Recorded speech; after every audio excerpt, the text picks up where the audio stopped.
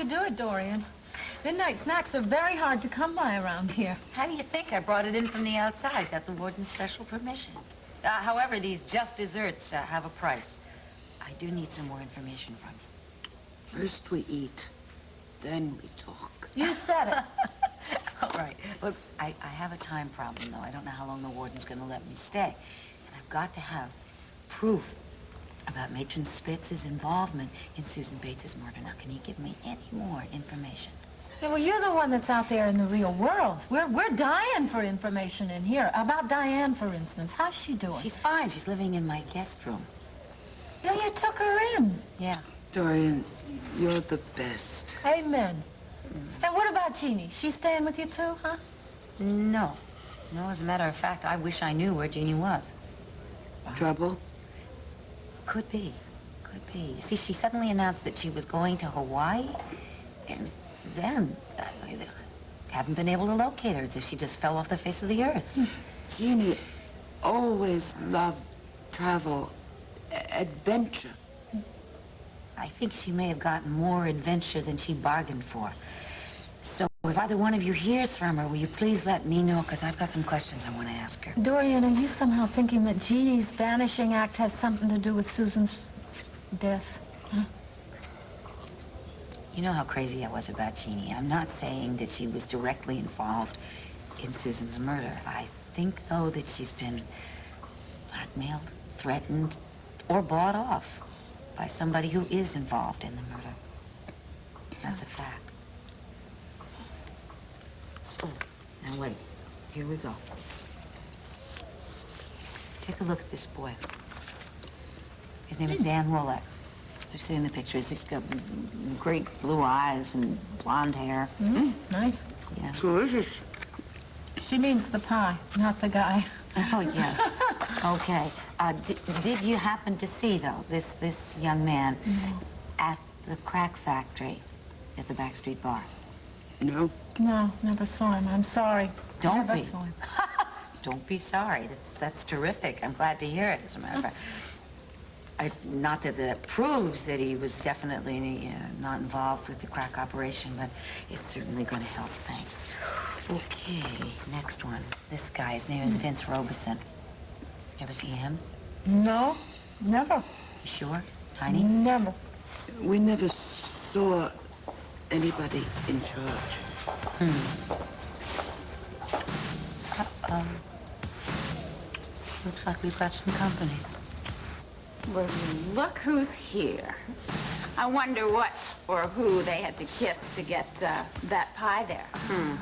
Looks kind of scrumptious. Let's help ourselves, girls. No problem. Please. I brought plenty.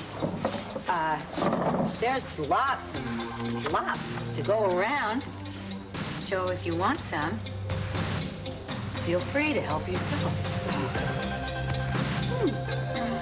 Don't mind if I do, Dory. Sorry for the interruption. Oh, that's okay. I don't have any more questions for you, Mrs. Buchanan. Well, that's a relief. However, I do have a few questions for you, Clint. Before you fell asleep on the couch here, what were you doing? I had just come home from the Banner. Maria Roberts was with me. Maria? Yes, honey, I told you about that before. She wanted to talk about chords, so we came back here, and I brought her back to Lanford with me. How kind. Anyway, we had a drink. We talked for a little while. She could see how tired I was, and she said she was going to let me get some sleep, and she left. Well, how did she leave, Clint? The usual way, through the door. Which door? The front door. Clint, as far as you know, Maria didn't notice anything unusual as she was leaving the house? If she did, she didn't say anything to me. What are you guys getting at? Wait, just bear with us a moment, okay? Now, when you felt drowsy, you stretched out right there, right? I already told you that. Then you would have felt a draft from the terrace, huh? I certainly would have, only the terrace doors were closed. You're sure of that? Absolutely positive. Could somebody tell me what's going on? Well, Clint's just confirming what we've suspected. When your baby was taken, there was no sign of forced entry, and when she was returned, There's no sign of forced entry either. The kidnapper must have had keys to the house. Well, the only ones that have keys are Vicky and me. And Heron, of course. You're not suggesting... No, we're not suggesting anything, Clint. We're stating the obvious. Whoever came in here was somebody you know. Honey, it's all well and good to say that you'll never hurt anybody again, but I'm not the police, and the police are not going to stop looking until they find the kidnapper. Well, they can look all they want. They'll never trace it back to me. Oh, don't be so naive. You said you had an accomplice. A friend who just helped me return the baby, that's all. And what if the police find this friend and break her down and make her confess her part in it and your part, too? Well, she wouldn't. I know she wouldn't. Well, honey, friends have a bad habit of saving their own necks. You have got to look out for yourself. Well, what am I supposed to do? Leave town, buy a one-way ticket to Tahiti? No, just the opposite. Go to Vicky Buchanan and tell her everything. What? That's right. Now, she said that she wouldn't prosecute anybody if the baby was returned. But, Mom, she just said that in order to get the baby back. I don't think so. I think she was telling the truth. Oh, go to her, tell her everything that you told me. No, she'll never believe me. Of course she will. Don't you want to stay out of prison? Yes. Well, then go and tell her everything. Listen, tell her what Mitch Lawrence did, that he brainwashed you, and then she won't blame you for anything. I can't, Mom. I just can't. Well, Dorian, now the odds are even. Are you still talking tough, or are you just talking? Oh. Come on. We've already done this once before, haven't we? No, I would love to, but I can't. I promised the warden I wouldn't make any trouble. I'm going to keep my word, much as I hate to.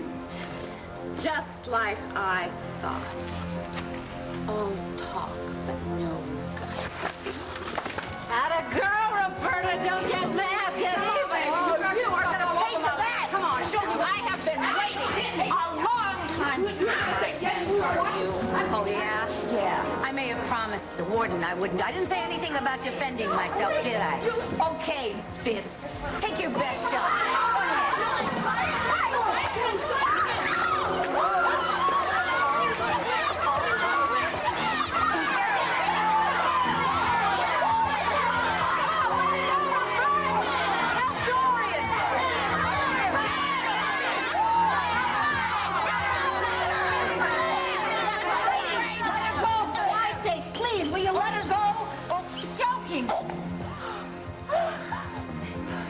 All right, now who's talking and who's talking tough, huh?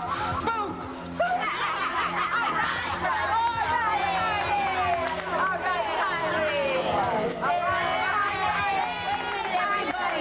You listen to me. She's a champ. But her name is Roberta. Remember that from now on. It's Roberta. Oh,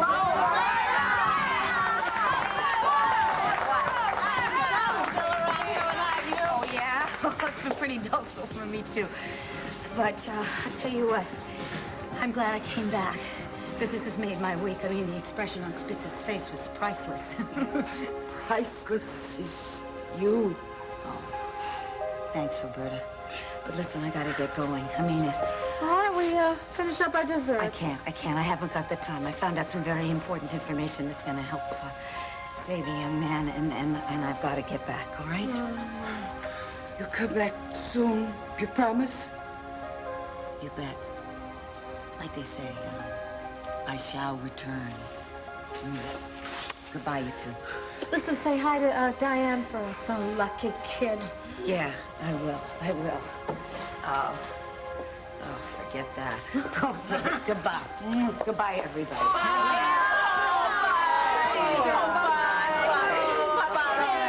Take care. Come back soon. Bye. Come back soon. Dr. Bullock, I'm glad you called. How are you? Yes, sir. Dan's always saying what a terrific guy his father is.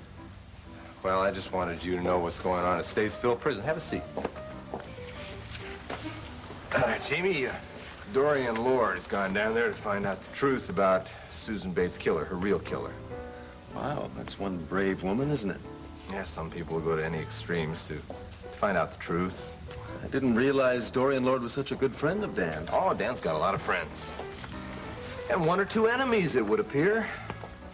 Well, I hope Mrs. Lord can find out something to help Dan's case. I'm confused about something, Jamie. If I can possibly clear anything up, I'd be glad to. We know Vince Robeson was in charge of the crack operation that ran out of the backstreet bar. Yes, I've heard that rumor myself. It's no rumor, any more than it was a rumor that you were seen with him. Who told you that? Doesn't matter. Do you deny it?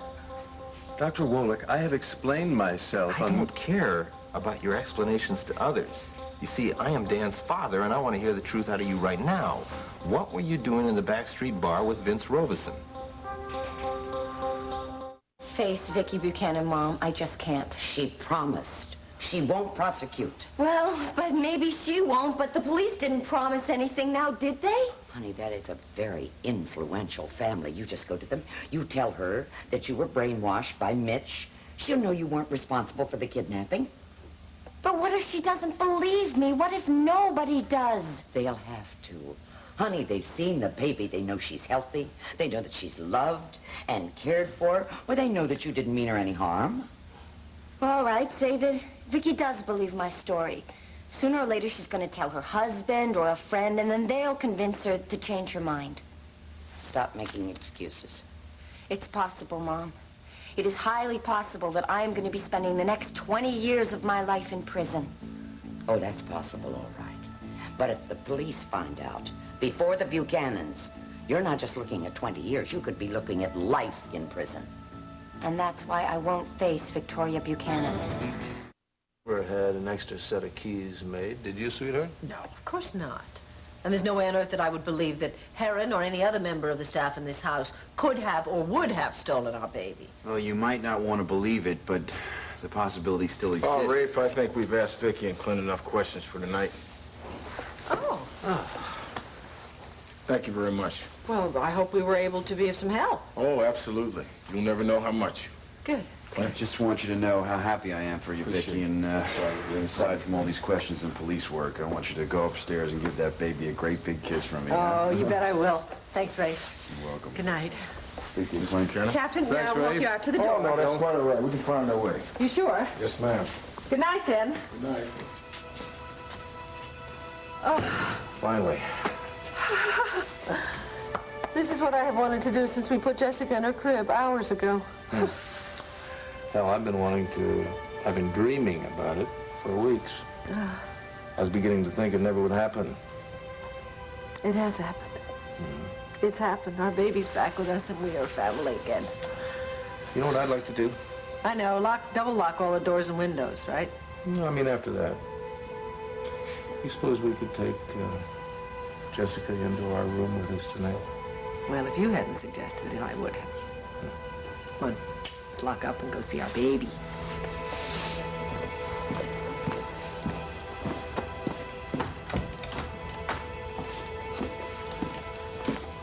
Okay, Ma. Aw.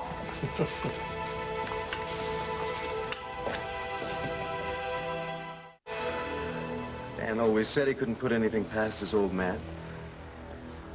Okay, I did know that Vince Robeson was dealing in coke. Crack, you mean? No, sir. My dealings with him were strictly with cocaine. And that day that Dan and Allison saw me, I was trying to buy some coke from him. You have a habit? No, I've just tried it a few times, and I haven't touched it since then. So why didn't you tell anybody? I was afraid. Not for myself. I didn't want to disgrace my family, and I did tell someone, my mother. And I promised that I would testify on Dan's behalf if it was necessary. You did you?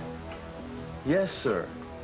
Even at the risk of tarnishing my family's name. Let me tell you something. I don't give a damn about your family's name. Now, tomorrow, my son goes on trial for his life. I know I don't that. think you do know that. I think you think this is a game. I think you can play with the truth so it suits your purpose and let my son fend for himself. Is that No, right? And I think Dr. your mother's playing the same kind of game, too. I think she's more concerned with protecting her damn family name than defending my son's life. I promise you, my mother... I don't want your promises, Jamie. I want the truth. I have told you... Who killed Susan Bates? Who killed that girl and tried to pin her on my son? Dorian, you look exhausted. Exhausted is actually an improvement. I feel dead. Can I give you some coffee? Yes, please. I don't want to collapse before I've had a chance to tell you what I found out. I haven't been able to sleep either. I was hoping to hear from you. If I don't get a new lead, I don't know. Dan's not going to have a chance. Well, what I may tell you is sort of a ghost of a chance. I talked to my friends at Statesville Prison. Did they know anything about Vince Roberson? No. That's what I was afraid of. Back to square one. But wait. They did tell me that they knew who took Susan Bates to the back street bar the night she was killed. Matron Spitz. I knew it. I knew there was some connection between Susan Bates's murder and that crack operation, but we still don't know who killed her. Put Spitz on the stand. She'll just perjure herself. Oh, she'll try to, I'm sure. But just use that famous Sanders technique on her. I know it firsthand. I'm sure you can get her to break. And when she does, we'll find out what's going on in this whole mess. It was a lovely breakfast. Oh, well, I figured you needed special treatment. So how was it being back in the cage? Statesville was even more horrendous than I remembered it. But my friends were all there. The women say hello to you, especially Roberta and Charlotte. Oh, good. Did you find anything that might help Dan Wallach? You just bet. Well, are you gonna tell me? Who's the person we hated the most? Spitz. Got it. Prison grapevine has it that she knows who really killed Susan Bates. Morning. I got it. Morning. Got what? A key piece of information late last night. Morning. Mom, what information? I have just subpoenaed a witness that's going to win the case for me. Who? The woman who took Susan to the back street bar where she was killed. Matron Spitz. I'm not hungry. My stomach's full of butterflies. How you doing, Allison? Herb's gonna call you as his first witness today. You ready? Don't worry, I'm ready. And I'm proud to say I don't think I have a single butterfly. I feel like my life is finally coming together. And I'm here to support you in any way I can, Dan. I knew I could count on you. That's great, Allison. And I'm also glad you settled things with your mother. Oh, yeah. Yeah, you know, she's even promised she's going to try and stop drinking. She's at home right now, trying to put it all together. Well, I wish her all the best. I don't give a damn what he said. I'm telling you what he said. I want him fired. I want his secretary fired. If you don't call me back in 10 minutes, you are fired. What the hell do you want? Well, I heard you were firing people, so I thought I'd get in line. Very funny. Ha, ha, ha, ha, ha. Hey, that's the first time I've heard you laugh in weeks, Asa. Why don't you lighten up a bit? You're stomping and bellowing around here like a bull with a bee in its ear. Little things these days become major problems. Well, that might be the way you look at it. Wanted a philosopher, I would hire one. Oh, you're gonna hire a philosopher? Why don't you hire an analyst while you're at it? Why the hell do I put up with you? That's supposed to be in reverse. All right. I tried to buy out that lawyer in Texas, and he seems to be getting cold feet. Well, I'm surprised he didn't hang up on you. I mean, he was mighty polite, considering your total lack of tact. I don't have time for tact, Chuck. You know, this whole world is overrun with spineless, wishy-washy, fawning imbeciles who don't have the brains of an amoeba. Boy, Asa, I remember when you could finesse anybody into just about anything. Now you got so many hired guns around, you've lost your knack. That's a lot of bull. I lost a lot of things, but not my knack. When was the last time I heard from Bo, huh? Dee Dee brought a letter by last week. I've got a great life, haven't I? My youngest boy's in Vietnam. My wife's running around with a shyster ambulance chaser threatening to divorce me. My oldest son, Clint, the only one I got respect for, refuses to talk to me. And now I'm not able to see my own grandchildren. Some mess. I'll tell you something else. Who do you think told me that my granddaughter was safe and sound? I'll bet it wasn't Clint. You got that right, Rafe. My son couldn't muster up the decency to tell me. What do you think of that? I think he don't get no respect. You got that about right, boy. I'm gonna do something about that.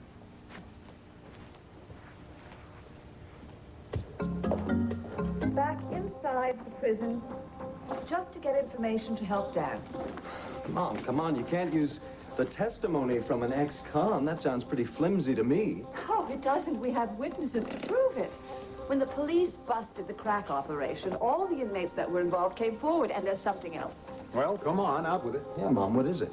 Dorian talked to the inmates that were involved, and then she showed a picture of Dan to them, and they said they'd never seen a man that looked like that at the back street.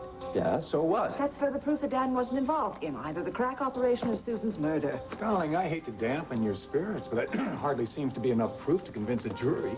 Yeah, Mom, I'd think this through. If this thing backfires in court, it could be kind of embarrassing. Yeah, I agree with Jamie, excuse me. But look at the hard physical evidence against Dan. I mean, there's the tape they found, the blood on his sleeve. That's far more impressive than a collection of opinions from criminals. Possibly, but when I get that woman on the stand, I intend to get the truth. She knows who she turned Susan over to and who killed her, and I'm not going to stop until I break her. Well, from what I hear, she's a pretty tough woman. I can't imagine anyone tougher than your mother once she gets going. However, I still have my reservations about you taking this case in the first place. It's a little late now. I have to be in court in half an hour. That's true, and I am your staunchest supporter. Thank you. I've got to get to Spitz before the trial begins. Mom, I'll see you later. Good luck in court today, okay? Now listen, court convenes at 10 a.m. Please, don't be late. What do you mean? You're calling me to the witness stand? I thought you had all the evidence you needed. Yes, I thought I did, and I probably do, but you never know how a trial's going to turn out. So if I do happen to call you, please remember, it is not your mother questioning you. Yeah, I know. It's Dan Woolick's lawyer. And it's going to be very difficult. But please remember how very much I love you. I'll do my best. Please, God, don't let it happen. Oh, darling, just keep good thoughts. You're going to be just fine. Yes, I am. I feel that Judith thinks that Jeannie Johnson's presence at the trial is crucial. Isn't that your impression, Allison? Oh, yes, I agree. I think she's definitely onto something else. I wish I knew what that something else was. Maybe Dorian Lord hooked into something at the prison last night. I got a pretty strong feeling she did.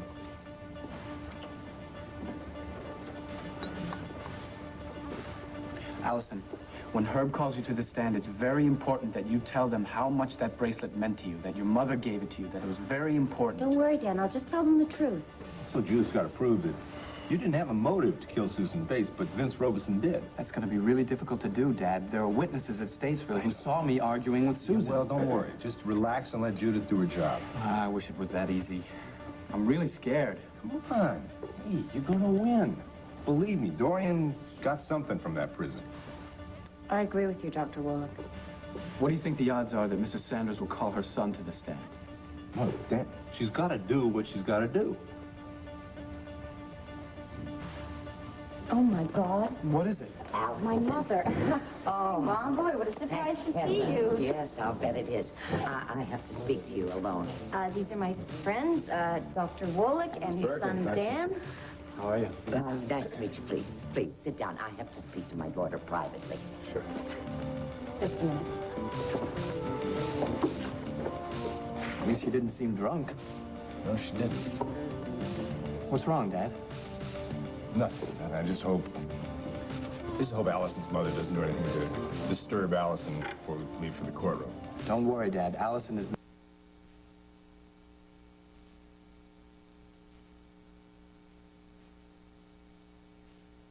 Don't worry, Dad. Allison is not going to blow her testimony.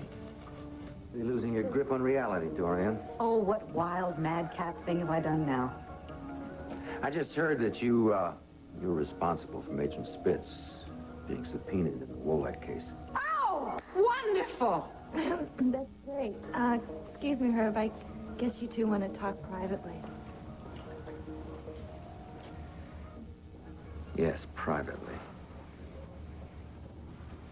Herb, I think it's really wonderful. I'm glad that Judith took my advice and she's going to put Spitz on the stand. When, do you think it'll be today? Because if it is, I've got to make sure I've got front row center seat. You finished?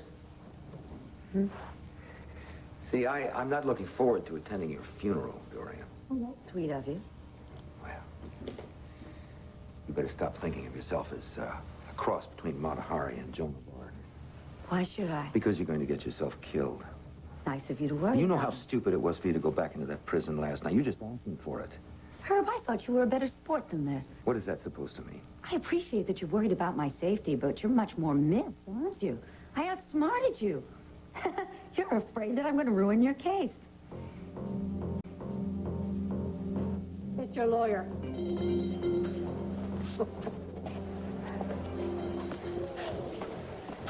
Hello? Good morning, Miss Spitz. You know who this is, don't you? I do now. I'd hoped to speak with you personally, but something came up. I need your approval on a very pressing matter. Well, you know I have the absolute confidence in you. I wouldn't have hired you as my lawyer if I hadn't.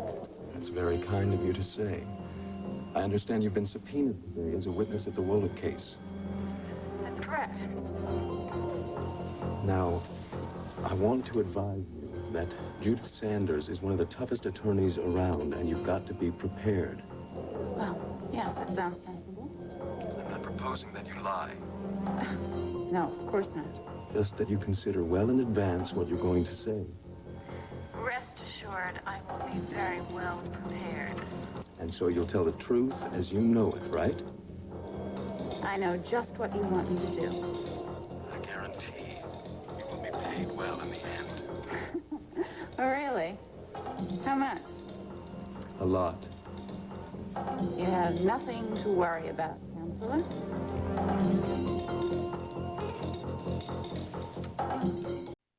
She said it all right. She said Joey. And, what? Kevin. And Kevin.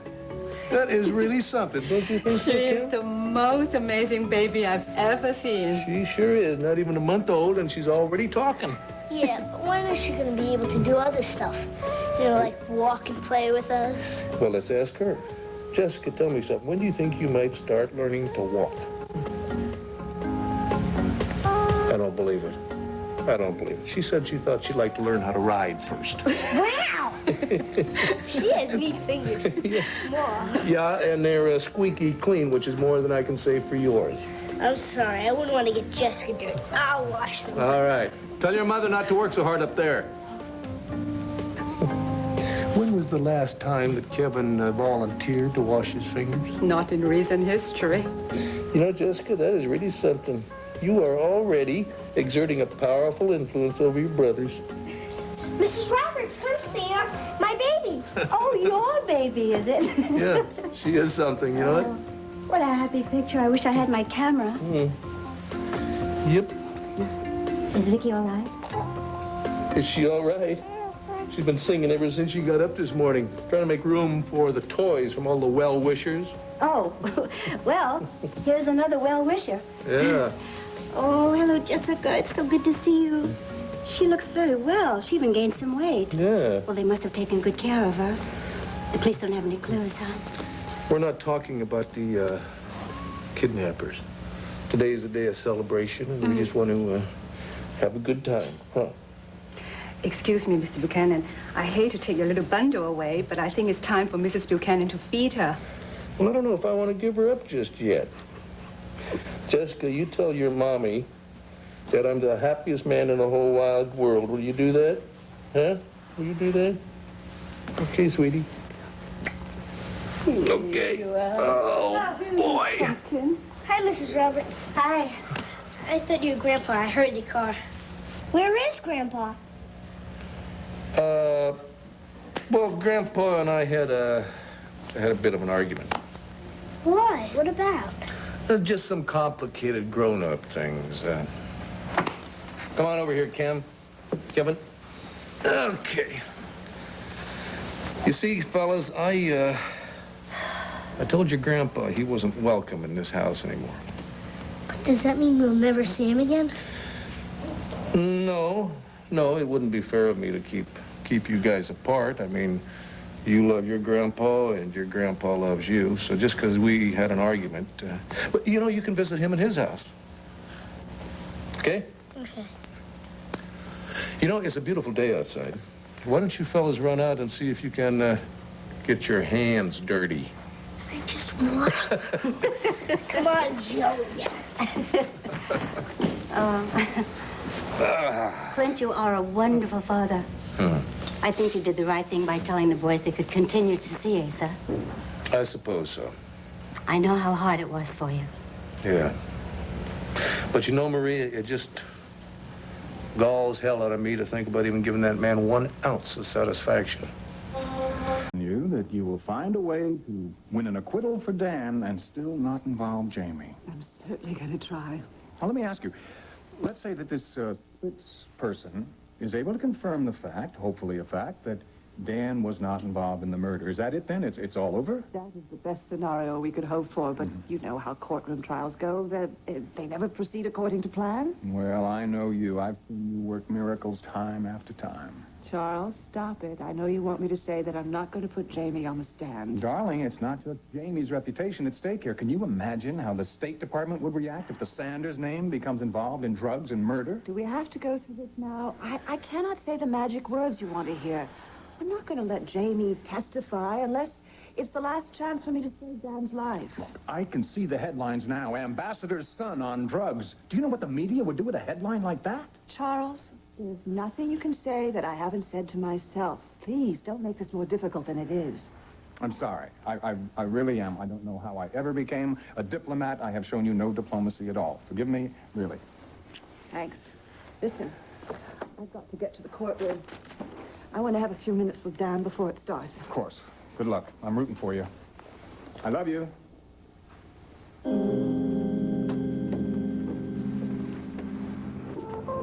If there's one person I'm sure we can count on, it's Allison. Mother or no mother. I mean, haven't you noticed a big change come over her lately, Dad? Yeah, I guess. Listen, Dan, I'm glad we can have a little talk for a few minutes in private. I wanted you to know, I talked with Jamie last night, and he admitted that he lied to you about why he was meeting with Vince Robeson down at the backstreet bar. He lied? Yeah, he wasn't after real estate. He was after cocaine. I always knew. knew. I'm shocked, too, believe me. I always knew something was weird with this story, but to lie to me under these circumstances? Well, if he can lie about that, he can lie about bigger things, too. I feel like someone just punched me. He's a good friend, huh? Why would he do that? We've had troubles before, but, I mean, Dad, we go back a long way. We sailed his yacht up from Bermuda together. He saved my life the second night out when a gale blew up. Dan, who came to your apartment? Who else did before the police found that tape, the Susan Bates tape? I can't believe this. The thing is that when I'm with him, he seems like the same old Jamie. The bond is still there between us. You remember it all? I don't know. Allison was there. I called her over to give her back her bracelet, and Jamie came over with a housewarming present. You remember the shower radio I showed you. They are going to think that there's something seriously wrong if you don't stop fidgeting. Mother, I don't have time to get into this with you right now. I have to be in the courtroom with Dan in a few minutes. Allison, I love you. I don't want to see you wreck your life. Now, they've got an extra alert out to find the kidnapper of the Buchanan. I'm sorry. I can't think about this right now. Well, you're going to have to think about it. I was up all night trying to think of a way to get you out of this. Mother, I told you. Yesterday, everything went smoothly. Oh, don't be so naive. It was your naivete that got you hooked up with Mitch Lawrence. Mother, no one suspects me. I made a point to make sure that Vicki Buchanan knew that I'm a changed person. And I am changed. The baby's back. Everything's going to be fine. The police have sworn to find the kidnapper. Vicki promised not to call the police. Well, the police don't care about her promise. They have got put on extra men to get the kidnapper. They're going to find you. I'm sorry. I have to be in the courtroom with Dan. Will you forget about Dan? You have to think about yourself, honey. You know what the penalty is for kidnapping a baby? You could spend your whole life in prison. Now, just think about that. I will not break my promise to Dan. I really don't believe you. All you have to do is go over to Vicki and confess the whole thing. I'll bet that the most you only get probation. You could save yourself. Mother, they are looking at us. Now, Dan is depending on me. I'm going to leave now. You just go home, and I will call you later, all right? No. You are going over there and tell them the truth. Asa are not all that pleasant. But I agree that depriving Kevin and Joey of their grandfather would have been totally heartless. No more heartless than his keeping me away from Cord all those years. Did he consider my feelings, or yours, or Cord's? No. When has he ever considered anybody besides himself? Happiest day of my life. Oh, where's my baby? Where's my little Jessica? Rafe says she's in fine fettle, but I ain't gonna believe that until I see it with my own eyes.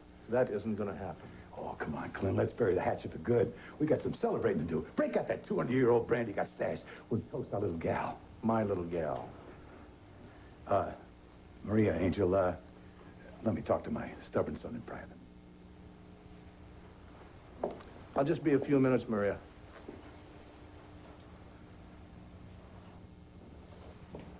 Now you, get out of here. Clint. No! You are not going to ruin this day. Now get out of here, Asa, before I have to make things uglier than they already are between us. Son, it's just been one big misunderstanding. Was a big misunderstanding. I finally understand you for the first time in my life. I never meant to hurt you, I swear. I mean, I thought I was doing the right thing. I mean, you're too damn young to be saddled with a wife and a baby. Any parent would have done the same thing in those days. Kids, gonna be hurt you cut me off. Clint, the kids need a grandfather. I'm the only one they got. Landfair's like my second home. It's not your second home anymore. Now get out. And remember this, you will never, ever set foot in my house again. Mother, please. What is your fascination with killers? Mitch Lawrence led you to kidnap a baby. And what is this murderer going to lead you to? Dan Woloch is the furthest thing from a murderer I know. Well, he's on trial for murder, isn't he? Didn't you ever hear of innocent until proven guilty? Only on television. This is reality. The police could be closing in on you any minute. Dan is a wonderful person, Mother, and he cares for me. He was the only one who was around when I needed him. He believes in me. Only because it suits his purpose. What would he say if I went over there and told him you kidnapped Jessica Buchanan? You wouldn't. That answers the question, doesn't it? You'll stand by him. Do you think he'd be willing to stand by you? Well, it's not the same. Men use women. Don't play the victim. Mother. Listen, I've been the victim enough myself. I don't want it for you. Now, let's go over to that place right now. What's the name of their place? Landfair. Well, they're all excited now about having the baby's return. This is the ideal time to get... Mrs. Perkins.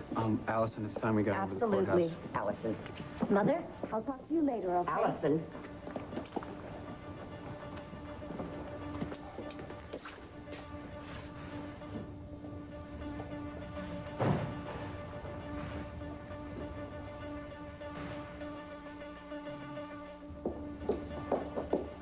Mom.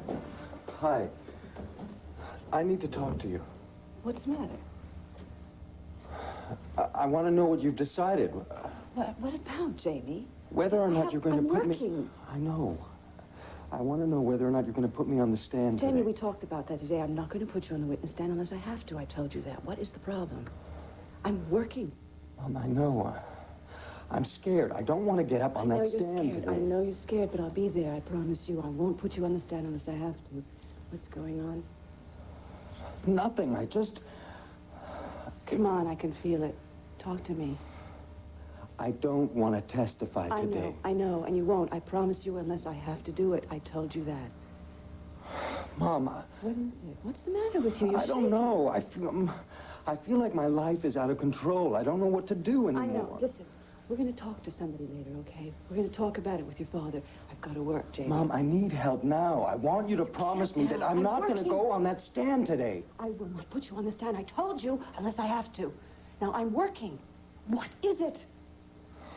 Mom, if I have to testify today, I'm leaving town. What are you talking about? I don't even know what you're talking about. Jamie, look, calm down. Just tell me what's going on. Is there something you didn't tell me? No. Are you sure? Yes, but if Mr. Callison gets me on the stand, everything is going to come out. And I'm going to drag you and Dad and... No, you're not. No, you're not. I promise you. We are going to protect you. I promise you. There's something going on here. Now, talk to me. There's something else going on here. Talk to me, Jamie.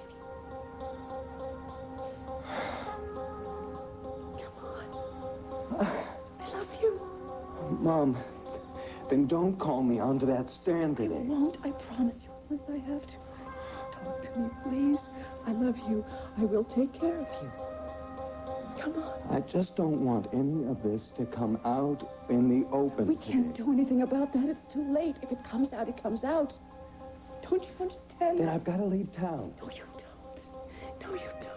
I do. I can't. We will take care of you. I promise you. Mom, it's too late for that. It's not too late. It's not too late. We're going to work this out. I promise you. I will not put you on that stand unless I have to. Okay? Calm down. Okay? Okay.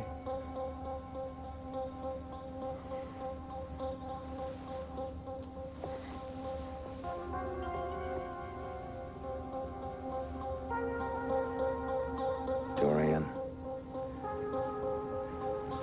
I would like nothing better than to see Judith Sanders come up with something that would put an end to this trial. You think I want to send Larry Wallach's son to prison? You like to win? I'm going to forget you said that. I didn't come here to spar. I was sick when I heard you went back inside that prison. I did what I had to do. And was it worth it? You'll tell me, won't you? After your day in court. What are you planning? I mean, a best-selling autobiography? What? This grandstand tactics are becoming a habit. It's better than some of my old habits, don't you think? Maybe I should get you a white Charger for Christmas. Oh, I'd love my own white Charger. Yeah, well, see, crusading is a high-risk occupation, dear. And I know that very well. You know, you have narrowly escaped more times than I care to recall, and the odds against you are stacking up. Are you really that desperate to be in the headlines?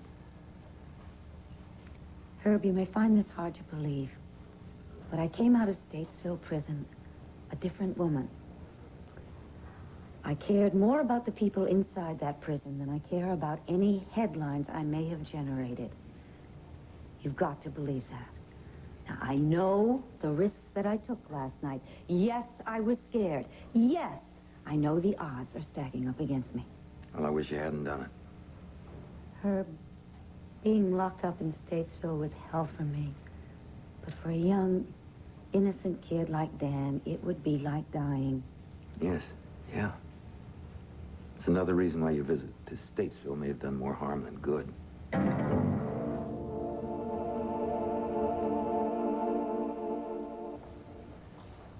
You're throwing me out of your house? That's what I said. Well, the kids are going to be kind of confused and hurt. I think it's a pretty hard lesson to teach them at such a tender age. Hate your father. You can see Kevin and Joy. I knew you couldn't be that cruel, son. But not in this house. It would be unfair of me to cut them off from their grandfather, no matter what kind of man he is. What's a start? No. No, that's everything, Asa. That's the whole enchilada. That's it. You know, I think the courts even make such arrangements these days. Grandfather's visiting rights, I think they call them. I'll talk it over with Vicky, and we'll send you a letter letting you know what we've decided is the best arrangements for the boys. A letter? A letter. I'll try and get to it this week. What about Jessica? We'll talk about Jessica when Jessica gets older. Clint, I've seen the baby once since you've been born. Those are my terms. And now that you know what they are, you can leave.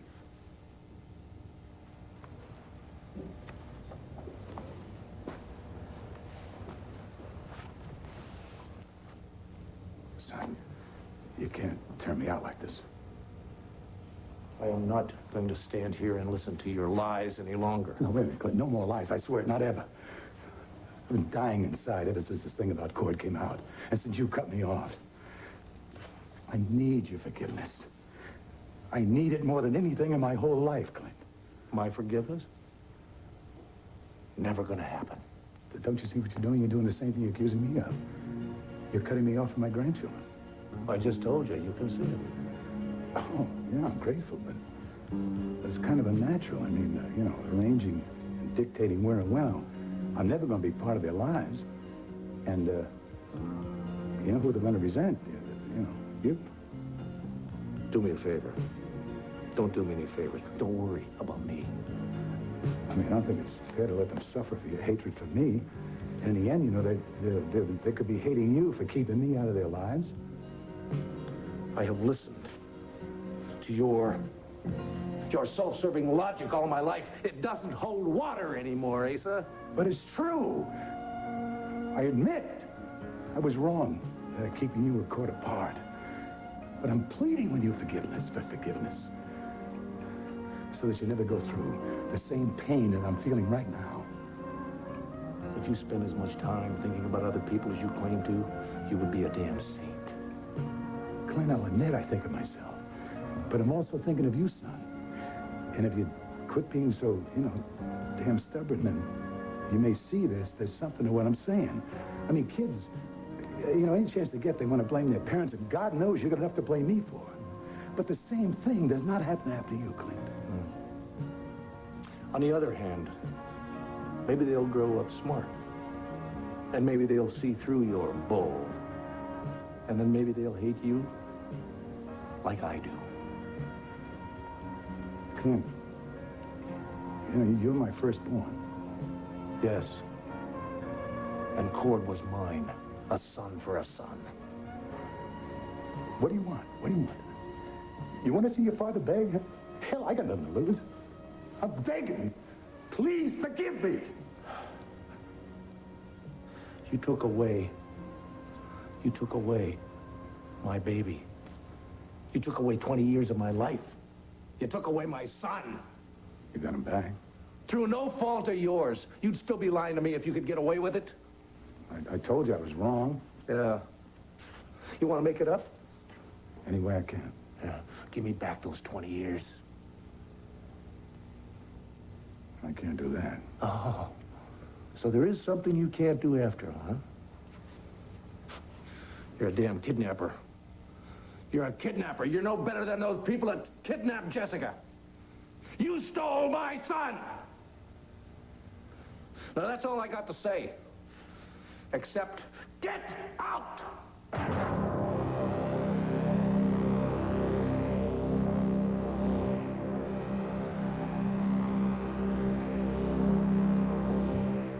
Come off it, Herb. How can my visit to Statesville harm Dan's defense? If Judith Sanders is basing her defense on information you gleaned from some inmates, it certainly will. How could it? Well, see, that didn't occur to you, did it, in your passion for justice, that prisoners don't make the most convincing witnesses. You know, that the jury might conclude that Dan's case is desperate if he needs to rely on the testimony of convicted criminals. Oh, I get it. You're trying to trick me into telling you what Spitz is going to say on the stand when Judith gets there. Oh, no. I can tell you what she's going to say. Nothing. Oh, come on. You know, I think it's amusing that you are so sure.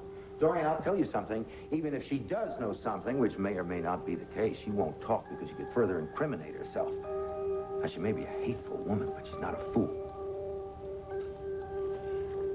I'm sorry that I can't wish you good luck. But when this is all over, I'll be there and I will offer my condolences. Good morning, Mrs. Sanders. Dan, you look rested. Well, I managed to get a couple hours of sleep. Where's your dad? Oh, some reporters grabbed him outside. Don't let them bother you. You're going to do just fine. I don't know, Mrs. Sanders. I'm so nervous. I feel like the jury's just going to take one look at me and decide I'm guilty. Dan, only a fool wouldn't be nervous. They're not going to judge you for your fears or your feelings. I think you can go into this trial with great confidence, especially after last night. Did Dorian Lord find anything out? Yes, and I've subpoenaed a witness that I think is going to turn this case around. Who? Can you tell me? I can't go into details. I just want you to go in with a lot of positive thoughts. Okay, I'm going to try. And no matter what happens, trust me, even if I don't raise obvious objections or cross-examine all the Commonwealth's witnesses or even cross-examine some of my own, okay? Promise? I promise. Now, I want you to remember, I have a winning strategy, and don't you dare lose faith in me. It's a little late in the game to start doubting my lawyer. My life is in your hands, Mrs. Sanders.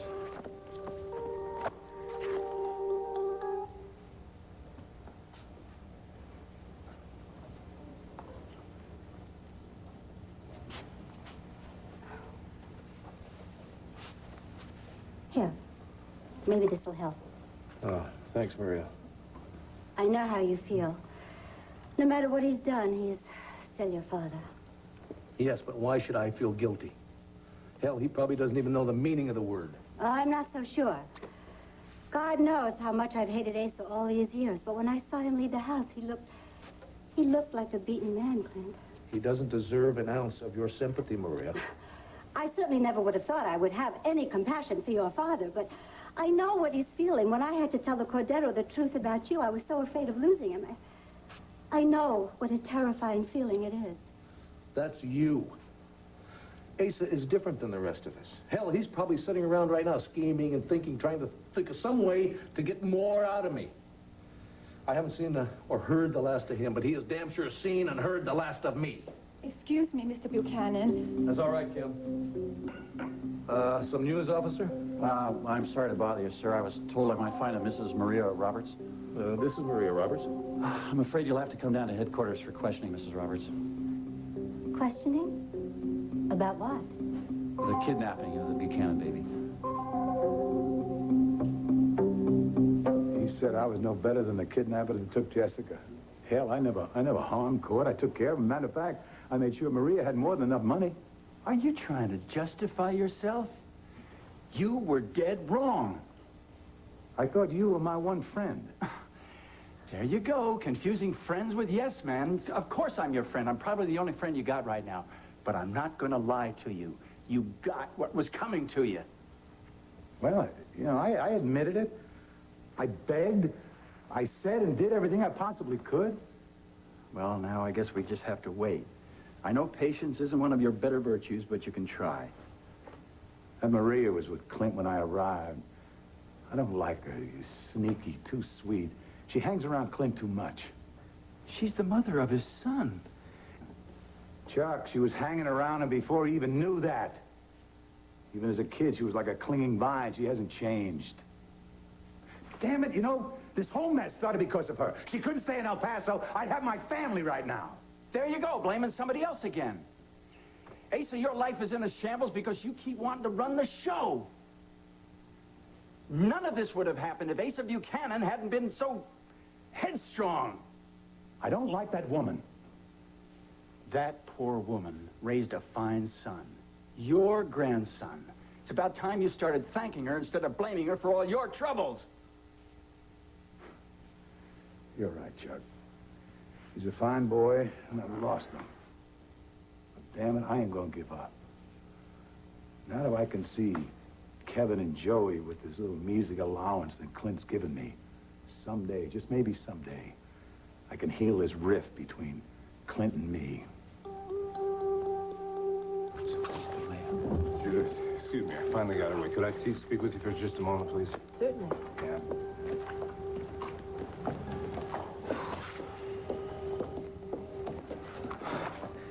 Hey, buddy, good luck today.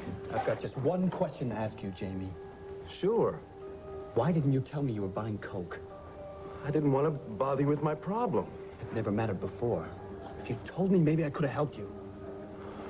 Listen, don't get yourself worked up before the trial begins, okay? You mean before they try and convict me of murder? Now, he admitted to me that he was not looking to buy real estate. He was looking to buy cocaine. I knew he took the stuff. This may injure the Sanders name to some degree when the press gets hold of it. Judith, you've got to promise me you will do everything in your power to keep my son out of prison. You know I will, Larry. Well, you haven't told me. You're going to put Jamie on the stand? Yes, if I have to, I will. Hi. Just wanted to let you know I'm going to be the best witness you could ever want. Everything's going to be okay.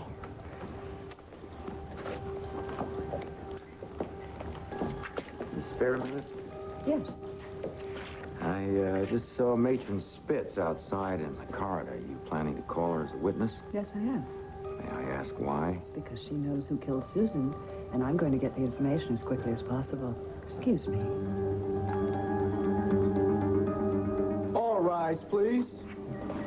Oyez, oyez. The Court of Common Pleas for the City of Landview, Lantano County, is now hearing evidence and testimony in the matter of Commonwealth versus Daniel Wallach.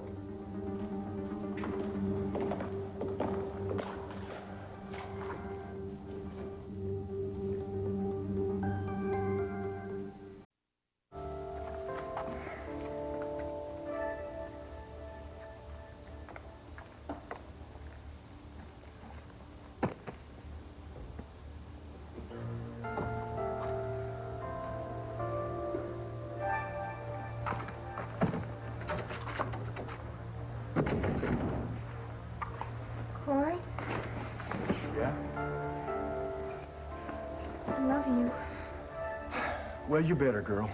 Because in a couple of hours from now, I'm going to be all that you've got. And if that isn't enough for you, Tina, then I Of course it don't is, know. honey.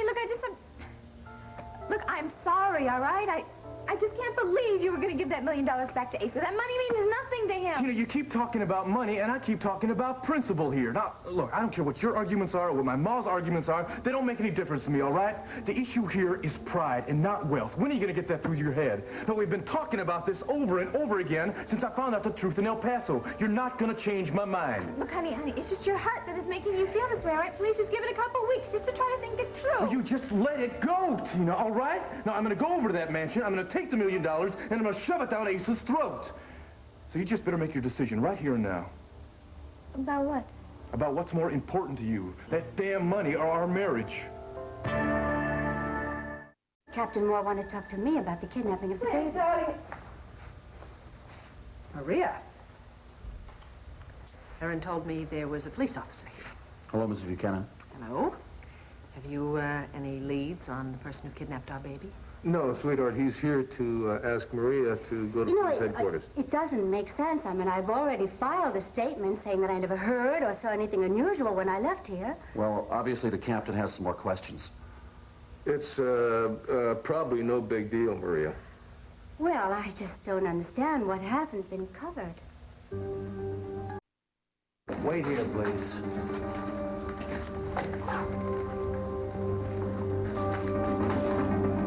This way, please.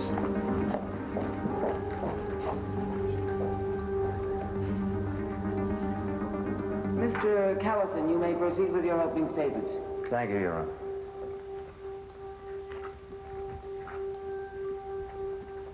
Ladies and gentlemen of the jury, the Commonwealth charges Daniel Wolek with the murder of Susan Bates. Now, after listening to the testimony that will be presented to you in this courtroom, we believe that you can reach only one conclusion, that Dan Wolek is guilty of the charges against him, and that you will convict him of voluntary manslaughter. Any further, I want to say that I've long been a friend of the Wolek family. I've known the defendant for years. It pains me to prosecute a young man who would have had a brilliant future, except for one fatal mistake. He fell in love with the wrong woman. A woman whose prior life set in motion certain circumstances that led Dan Wolek to lose all reason, all control, and to strangle Susan Bates at the back street bar. Now, to cover this horrible incident, he buried the body in a wooded area behind the property. I can't believe that he was going to prosecute this case. Capable set out to commit murder on that evening, but before that evening was over, he had indeed committed this crime. Whatever the extenuating circumstances, Dan Wolek must pay the consequences of his actions, the murder of an innocent young woman. Thank you. You may as well give up, Judith. I don't think anyone can save me after that.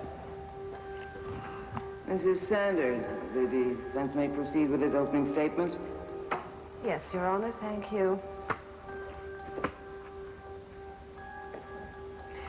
Ladies and gentlemen of the jury, our esteemed district attorney is wrong about everything, except for the fact that we have a dead victim, Susan Bates. Dan Wolek did not kill Susan Bates, nor did he even see her on the night in question. As for an error, oh yes, he certainly did make one mistake. He was in the wrong place at the wrong time, and since that moment, his life has been subjected to the attempts of the Commonwealth to railroad him into Statesville prison. And I do not use those words lightly, as I will point out later in this trial. The district attorney's office has circumstantial evidence citing Dan Wolek at the back street bar the night of the murder with absolutely no motive. In fact, ladies and gentlemen, if you or I had been at a deserted bar that night, we would be on trial. And just like Dan Wolek, completely innocent. The truth is that Dan Wolek knows who the real killer is, but the DA and the police don't care to listen. Well, they're not going to have any choice but to listen in this courtroom when I call the witness who's going to tell you who the real killer is.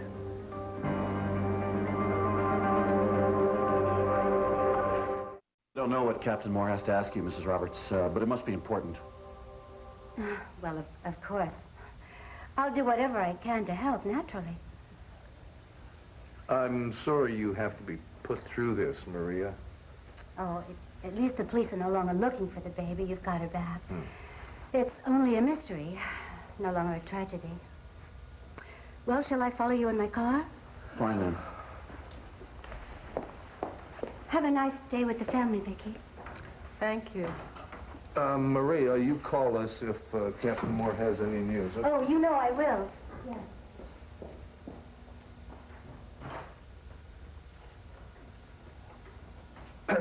Sweetheart, I know that you would just as soon the police drop this investigation. But do you really have to take it out on Maria? I thought I was very civil to Maria. Yes, civil. But don't you think she deserves a little more than that? I mean, she is a friend. Clint, what was she doing here today? She came by to see how we're doing now that Jessica's I back. think it's got to be perfectly obvious to her just how we're doing. Why couldn't she call first? Sweetheart, she brought a gift by... Clint, when are you going to see it? When are you going to see the way she looks at you, the longing? She can't hide it if she tries. Vicky, I know that you're not exactly the jealous type, so I can't really just dismiss what you're saying. However, Maria knows how much I'm in love with you and that it would be ridiculous for her to think otherwise. All right. Maybe it is an unconscious belief on her part, then, that she can get you away from me. But, my darling, it is there. It is so obvious the way she throws herself at you at every given opportunity. And she desperately would like for you to think more of her than just as a friend and as the mother of your grown son. What am I supposed to do? Be rude? Be civil? I can't do that. No, I don't want you to do that. But I do think you have to discourage these little impromptu visits here at our house, at your office. Because if you'll think about it, those visits always occur when I am not around, right? Look, if you were in the same room with us, you would see that she is just concerned about what I've been going through, and she shares her concern about Cord with me. Oh, sure. Every day, every hour, on the hour. Clint, I'm sorry. I just think that you should discourage her from behaving like that starry-eyed adolescent that she was in Cherokee County. Careful now, Mrs. B. Your tone of voice is creeping toward jealousy. Honey, I really believe that there's a lot more to Maria's actions than you think. All right. I'll buy that subconsciously there may be something going on, but not that she's manipulating. By the way, have you noticed lately how Tom Dennison has been looking at you? Huh? All the proof I need that tells me that Asa Buchanan is the one who left me that property and not my pa. Honey, look, I just have to try to convince you to change your mind one more time, all right? Look, I know I'm greedy. You're not. So we're gonna clash, you know? But I still can't believe that you would ever think that I would take the money over you. Tina, I'm sorry. Listen, I never doubted your love for me for an instant. I know that I'm more important to you than any damn $1 million. Yeah, well, just in case there's some itsy-bitsy little doubt in your mind, I'll tell you what, I am gonna sign that check for Asa myself. I'm gonna write it out. Are you kidding me? No, this way. The whole thing will be over and done with. Yeah, but Tina, doesn't that mean that, But no buts, all right? You were right. I was wrong. And that's that. Boy, there's a lot of zeros in this. But you have the honor of signing it. Thank you. I gotta tell you, girl, I know that this must be eating you up inside watching me give all this money away. But I'm glad it's ended right here. I mean, you're not gonna let me hear about it for weeks on end, or pout, or moan, or complain about me doing this? Honey, I love you. And we can survive forever on our love. And your salary, of course.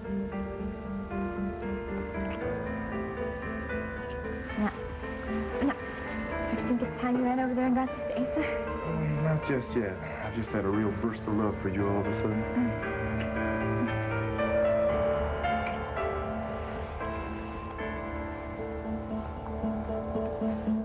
But feel she believes in Dan's innocence, couldn't she? I just hope she puts her own son on the stand.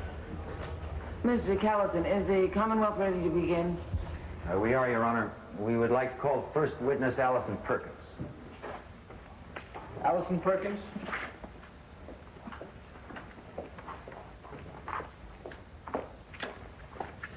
I hope he doesn't chop her up into little pieces. If he does, I'll put her back together again. She's telling the truth. Well, I can't help remember what he did to Cassie when she was on the stand. She was telling the truth, too.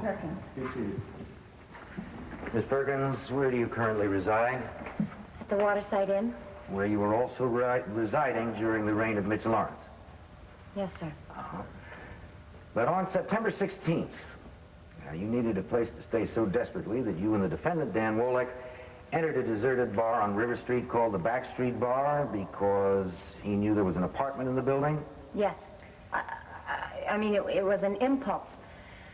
I wanted to get out of the Waterside Inn because of my memories of Mitch Lawrence, and Dan knew of the back street, so we went there and the door was open. Now, some of those memories of the Waterside and Mitch Lawrence must have included a fellow disciple named Susan Bates. Yes. Tell us about your relationship with her. Well, we didn't particularly like each other. She was rather overzealous, almost fanatical about Mitch. After Mitch was killed, she tried to burn Cassie Callison at the stake. At which point you called for help, I believe. Yes, that's right. So it would be fair to say that Susan Bates didn't much like you after that. She hated me. What form did that hatred take?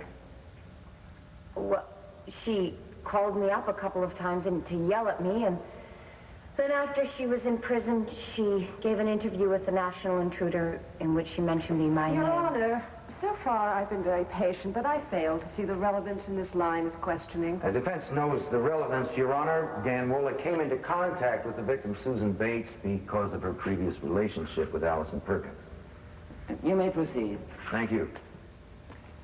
Miss Perkins, just what is it that Susan Bates said about you in that intruder interview? A lot of lies. It made me very angry. And your boyfriend, Dan Wolek, did it make him angry? Objection. The prosecution is leading the witness. Sustained. All right. Whom were you seeing at the time this article appeared?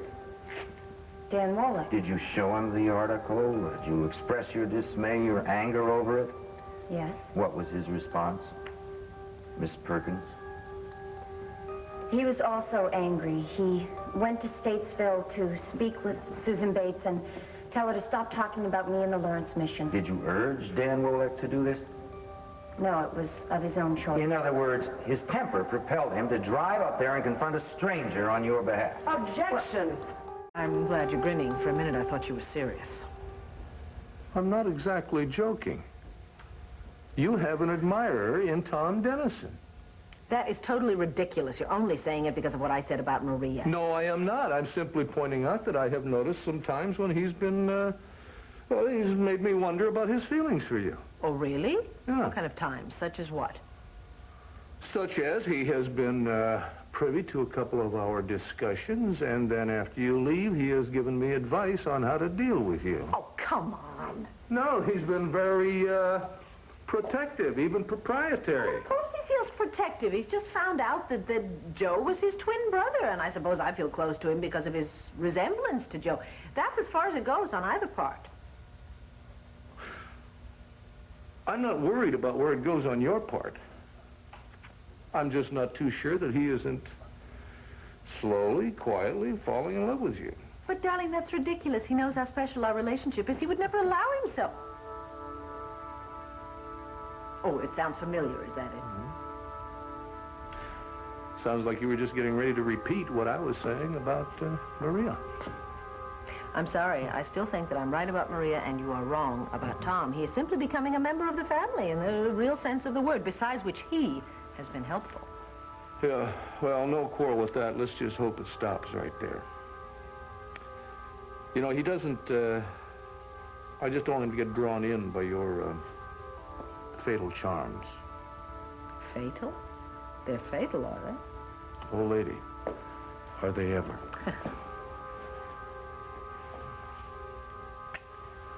What do you say we go upstairs and See what the children are doing.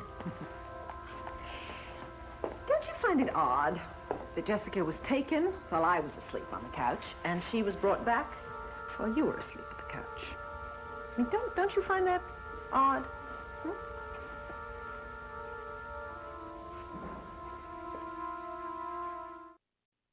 When I left Landfair, it was around 8:30.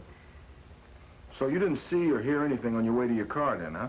No, no. In fact, I remember that it was very, very quiet. Yeah, it was late. It was dark, but there were a lot of lights on in the driveway. Yes, the driveway was lit because Clint was waiting for Vicky. And when you drove off the property, did you notice either a car parked nearby or headed toward the grounds? No, no, but I wasn't being particularly aware of parked car. Actually, I was thinking about Clint. I was hoping that he would fall asleep because he needed the rest so badly. Oh, then you've really got nothing substantial to add to your testimony about the other evening then, huh? No, I'm sorry, I don't. But would you mind telling me what you're looking for? All right, Mrs. Roberts, a red-headed woman was spotted in the area of Landfair the other night when Jessica Buchanan was returned. Oh, a woman with... Well, didn't you find strands of red hair in the crib? Is it the same woman? Oh, Rafe. You're not thinking it's Nikki Smith again, are you? Just a possibility at this point, the same way it was when Jessica was taken. And unfortunately, it's our strongest possibility. I'm sorry, but I just can't believe that. I mean, Vicky showed no signs of instability. At least nothing more than any mother would, given the circumstances. Well, you don't think it's odd that she drove around for 4 hours? Oh, come on, Captain. She got a call from a woman alleging to be the kidnapper. She was off trying to get her baby back. As you can see, Mrs. Roberts, Detective Garretts and I disagree. However, a red-headed woman was spotted in the Landfair area. And you didn't see her? No, absolutely not. Captain, I hope you're not going to badger Vicky about this. No, we can't ignore the possibility, Mrs. Roberts. But without any proof, why would you want to put any doubt in Clint's mind or try to lead Vicky to believe that she's emotionally ill? With all that they've been through, I would find that irresponsible. Oh, you're entitled to your... Excuse me. More.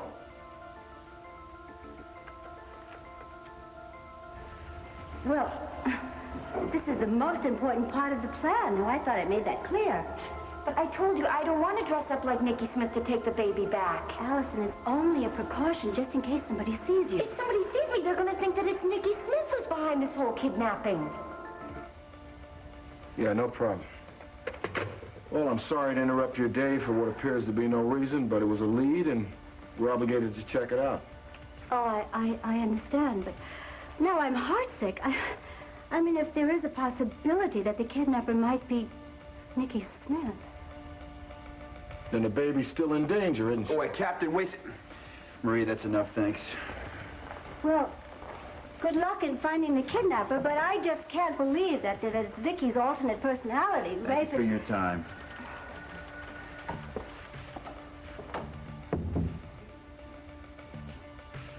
I'm scheduled to testify soon for another one of my favorite cases. Now, hold it just 1 minute, Garretson. I am sick and tired of you contradicting me in front of other people. Now, just imagine for a minute if it was your own child, huh? If it was Sammy. No one else, no one, was parked at that popular necking spot overlooking Landview. No, and we were talking, not necking. And the subject of the charm came up once again, and once again, Dan Wolek decided to do you a favor, to return to the backstreet bar and look for the lost charm. First, we went to the Vernon Inn to have a drink. Oh, that's right, where none of the waiters recall having seen the two of you together at that time. It is not my fault, Mr. Callison, if the waiters have bad memories. Miss Perkins, it's your memory that bothers me here. See, you can't come up with the exact times of your comings and goings with Dan Wolek. I realize that it would be necessary. No one else seems to recall having seen you. You managed to lose a charm at the scene of a murder. You are the defendant's link to the victim. You were with him the night of the murder and the morning after. Objection, that's Your strange. Honor. Once again, the prosecution is wasting the court's time with irrelevant questions. Oh, it seems very clear to me, Mrs. Sanders, very clear. You see, Your Honor, it is the contention of the prosecution that these two kids cooked up this whole story after Dan Wolek strangled Susan Bates. Mr. Callison, now you know better than that. The jury will disregard the prosecutor's last remark. All right. I retract it. Miss Perkins, let me put it this way. I'll put it directly to you. Did you and Dan Wolek work up this alibi together? No. I'm telling you the truth. Uh-huh. Despite your lapses of memory about other events, you're quite sure of that? Yes, I'm positive. Dan went to the back street only to get my charm back. He had nothing to do with Susan Bates being murdered. Yes, well, that's funny, because I remember a trial not too long ago in which you were absolutely positive about quite a few things at that time. For instance, how Cassie Callison was willingly seducing Mitch Lawrence, how there were no drugs at the Waterside Inn. Your You remember Honor, those things? the district attorney is blatantly trying to sway the opinion of the jury against the witness. I am not swaying the jury. I am establishing the character of Allison Perkins, for it is that character which is the heart of your defense and the heart of my prosecution. I want to know whether Allison Perkins can be believed and trusted. Both counselors, approach the bench, please. Work, you pay your bill at the Waterside Inn, you date, you feel your life is back together again. Yes, I would just like to say that I'm very ashamed of my days with Mitch Lawrence. I made a lot of mistakes. I deeply regret that period of my life. And I think I'll always be trying to make up for it. You feel you've become a trustworthy person, Allison? Yes, I'm a nurse's aide at Lambview Hospital. I work in pediatrics. Did Dan Wolek act guilty the morning after the murder? Did he say or do anything that suggested he may have committed a heinous crime? No, he just gave me my charm back. He was a little concerned that Detective Gerritsen had been there and that he had the blood on his shirt and he didn't know where it came from, but that's all. He didn't ask you to help him with an alibi as to why he went to the back street or his movements prior to going there? No, absolutely not. There was no reason for it. Thank you, Allison. Redirect, Mrs. Callison. No, Your Honor. You may step down, Miss Perkins. Thank you. Thank you. The Commonwealth calls Dr. Stan Leland, medical examiner for Lantano County. Dr. Stan Leland? You are going to back us up about being at the back street that night, aren't you? Good.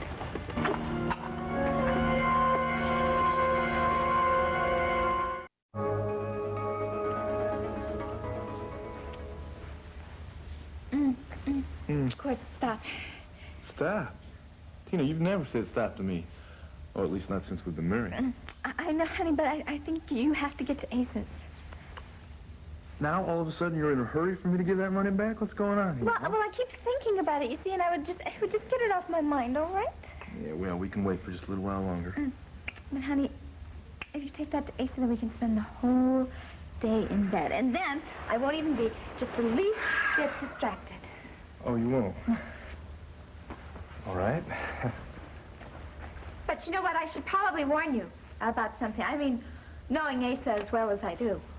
What is it?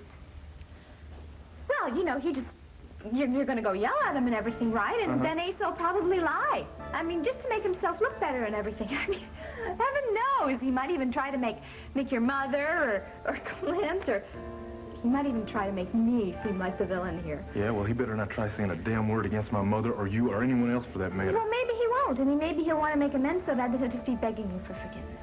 Yeah, well, that's something he's never gonna get. Yeah. Well, one way or the other, at least I got to warn you, okay? Yeah. Oh, listen, do me a favor. Why don't you call Landfair and see if there's been any news on Jessica yet? And if there is, well, have Clint and Vicky give us a call. Maybe we can go over there and help them out, okay? Okay, I will. Bye. Bye.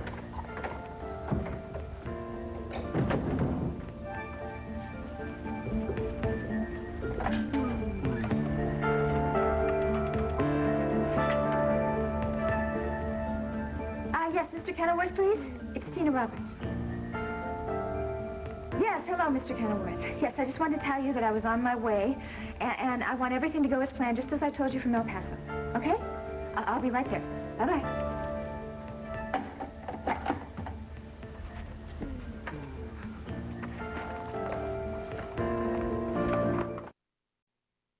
Very, very grateful that Jessica was well cared for. She doesn't really seem in the least to have been harmed by her experience.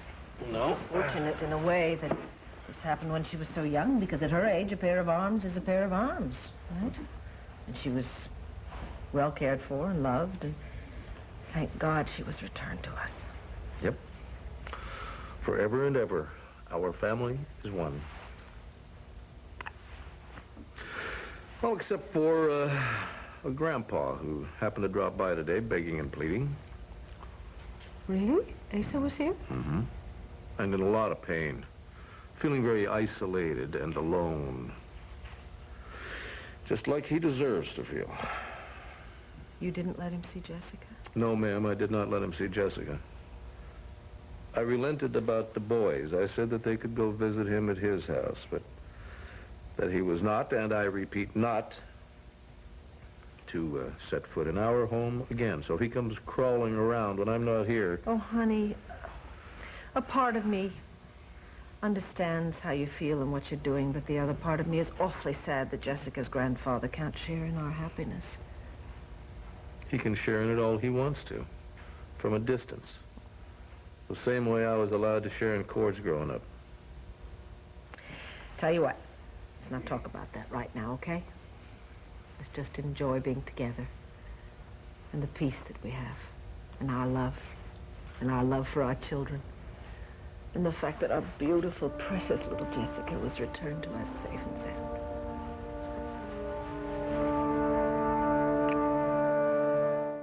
Please take a look at this shirt, Lieutenant. Tell me if this is the same shirt you took off the defendant the night of the murder. Yes, it is. The Commonwealth would like to enter this as Exhibit B, Your Honor. No objection. So entered. Now, in testimony that we just heard from the medical examiner, it was stated that the blood found on the bar was no more than 30 minutes old, and it was type A negative. Lab tests on the blood on Dan Wolek's shirt determined it to be type A negative. What was Mr. Wolek's explanation for that? He couldn't explain it.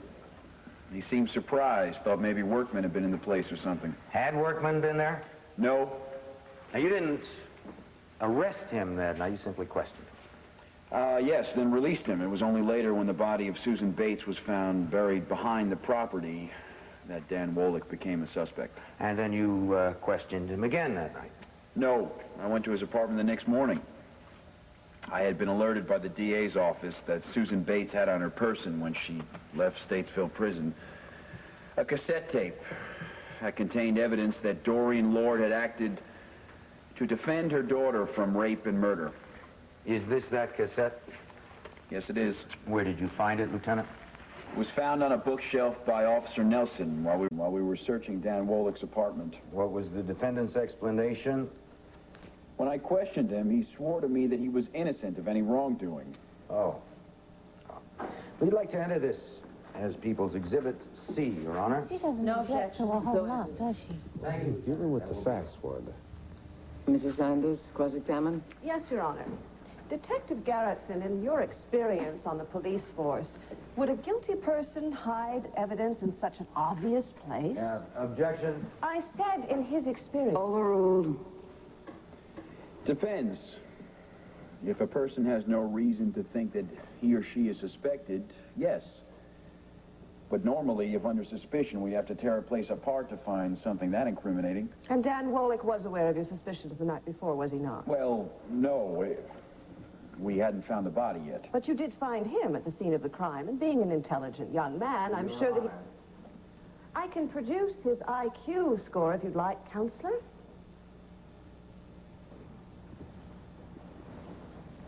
Being an intelligent young man, he'd know how a body could be found if he had just buried it, leaving a trail of blood behind. So we could assume that the evidence had been planted, could we not? No, now I have to object. Well, I have to introduce this idea because it's the truth. Detective Garrettson has had experience with these matters, and I don't think if there's any problem in opening a discussion on it. I'll allow the question. I don't really have an answer. I mean, each case is different.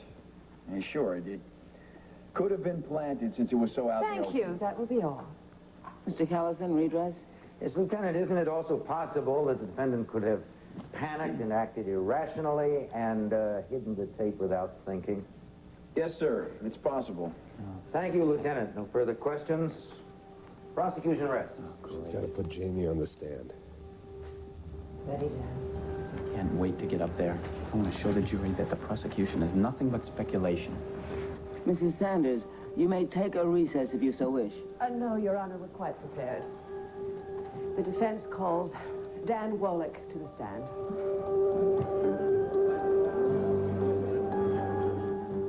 Bates did get me to the point where I was yelling back at her. But that was only because she wasn't listening to what I was saying.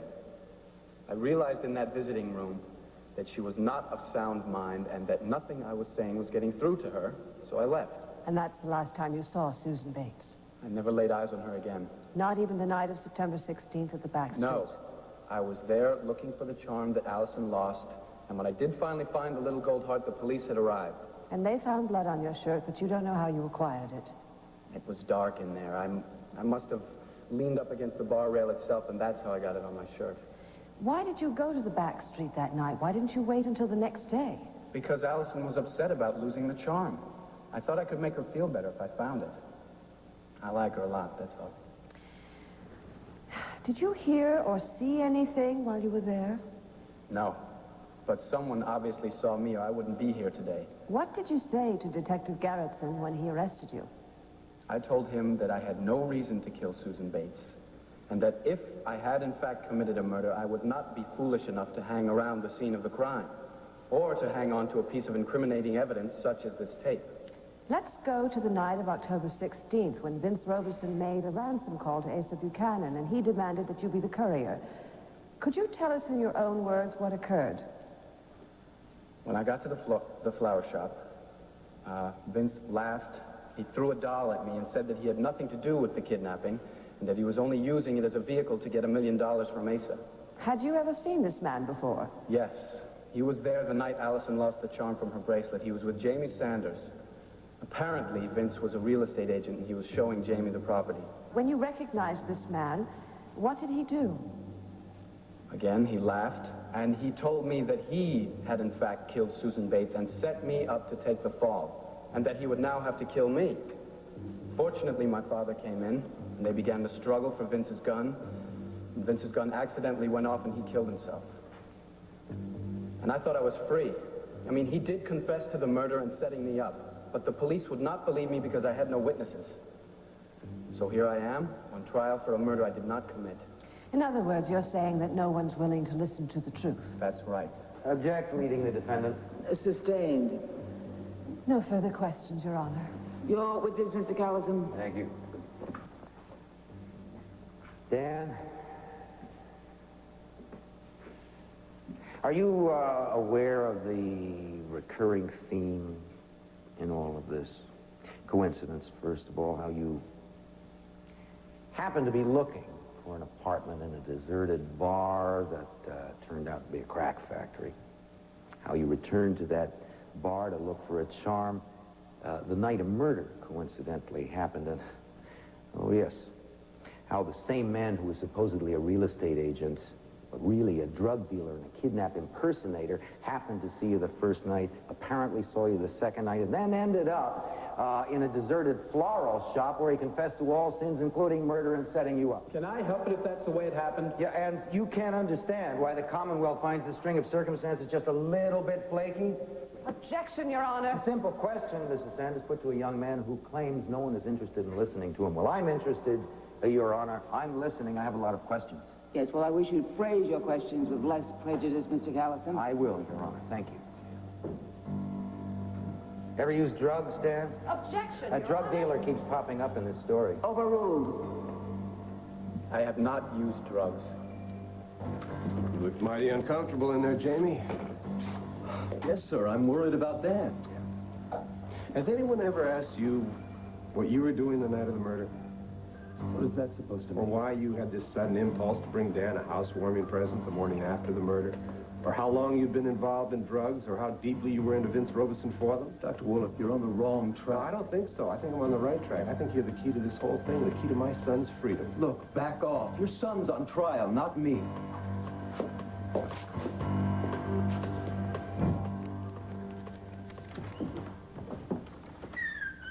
Hey, Gramps, Or maybe you prefer Grandpa. Why don't you tell me, Asa, what the hell would you like your oldest grandson to call you? Good morning, Cord. Are you here to make my day? Oh, you got that right, old man. I got a little present for you. Seems like there was some kind of mistake in my pa's will. You're really gonna get a kick out of this one, Asa. Seems that some of that property that used to be yours also belonged to my pa, and it was left to me in his will. I just got back from El Paso after checking out this whole damn mess. So it looks like you're $1 million richer. You're $1 million poorer. You sure you want it this way? What the hell are you trying to say? You trying to buy me here? Why don't you think of it as a present from a man who made a big mistake once? Oh, a big mistake once, huh? Which big mistake was this, Asa? The big mistake of treating my ma like she was some kind of a tramp? Or maybe the big mistake of threatening to kick my ma and my grandmother and have them both deported if they didn't get the hell out of Cherokee County? And what about the big mistake of keeping me and Clint apart for all our lives, huh? As if you ever gave a damn about me. I'm guilty. I owe you. Yeah? Well, I don't need any of your damn money. I'm not talking money. I owe you the truth, something you don't know about. I don't want to be accused of withholding it later on. This is about somebody real close to your heart.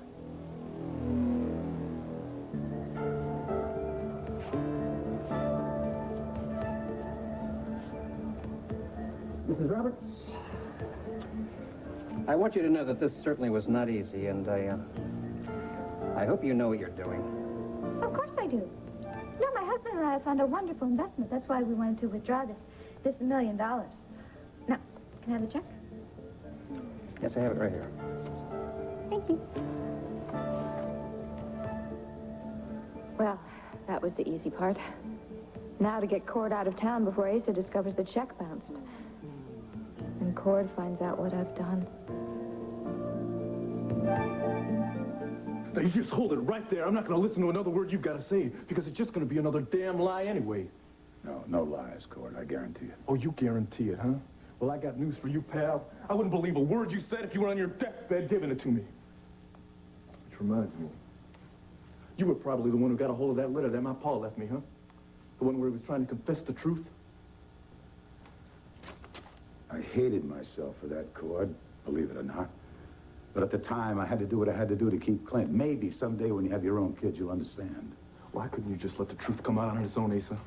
Or better yet, why couldn't you tell Clint the truth without letting him find out about it the way he did? Maybe then you would have had a chance with both of us, as if you ever gave a damn about what I felt. Cord, I like you. I have from the first moment I met you. If we could get past this, and maybe you could talk to Clint, we could be family.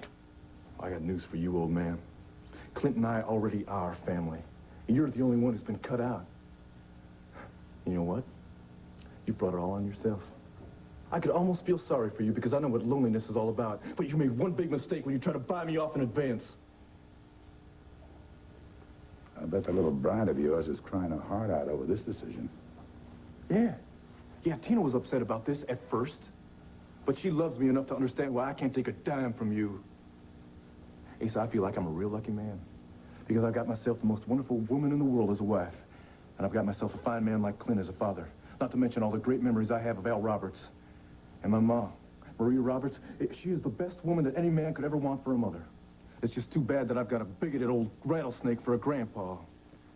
If I were the lowlife you thought I was, Cordero, I could blow your happy life right out of the water.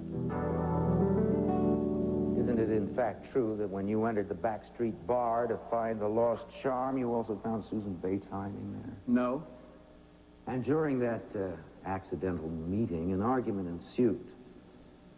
She wasn't there. An argument which got out of hand, and you grabbed her around the neck. She was not there. Grabbed I her was around alone. the neck, Dan, and strangled her until she was dead. That's not the And way then it happened. you let go of her. She fell, hitting her head on Vince the bar. Robeson strangled You her. panicked and dragged her body out to the That's back. not true. None of it is true. I am innocent, damn it.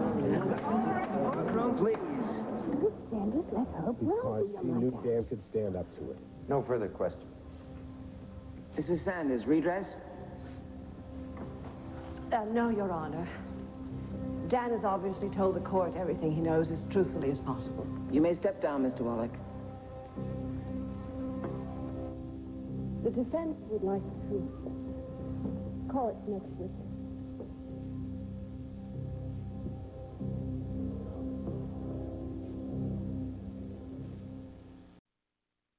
my. Looks like I just bought this family a beautiful tropical island. As soon as you hand me a cashier's check for $1 million, you will have. Did I forget that little detail, huh? There you go. Now, I think you owe me a deed? Oh, not until 5 o'clock. My secretary and staff are working very fast, but they weren't given much warning. Well, I told you days ago this might happen. Well, but then I didn't know until an hour ago that I was actually going to buy the island. Listen, my husband doesn't know anything about this, so if he walks in, you're on your way out. But what if he asks questions? You're a jewelry salesman, only I didn't buy anything, all right? I can't believe it. Cord and I are going to have our very own tropical paradise. We can just stay there forever and just forget about the real world. Where should I meet you at 5? Down in the lobby. Sounds good. Oh, it's him. Hurry. Did you get a chance to talk to Vicky? Oh, excuse me, I'm sorry. Oh, it's all right, honey. Mr. Jenkins was just leaving, weren't you? Mr. Roberts? Mr. Jenkins, how you doing? All right, Tina, what's going on? And why did that guy hightail it out of here before I had a chance to ask him what he was doing here? The slightest desire at all to go to work. Good thing we have a capable staff, isn't it? Absolutely. Good for us to have a few days off away from there. Just the family being the family. I'm so hungry. Well, neither one of us did much eating while Jessica was gone. Didn't seem to miss it either. No, and sleep. Dear Lord, but I slept well last night. It's the first time in ages I had a really deep sleep. Yes, normalcy. Think we can hang on to it, Mrs. B? Clutching and clawing, Mr. B. Here, excuse me.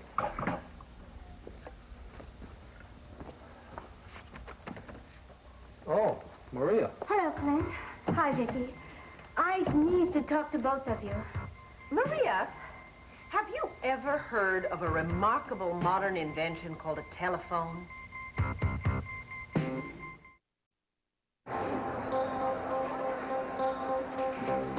If you can prove your client's innocence, Mr. Sanders, by all means, do so. I'm afraid I'm going to have to call a recess, Your Honor. My witness doesn't seem to be here right now, and Here she is now. The defense calls Dorian Lord to the witness stand. Dorian Lord?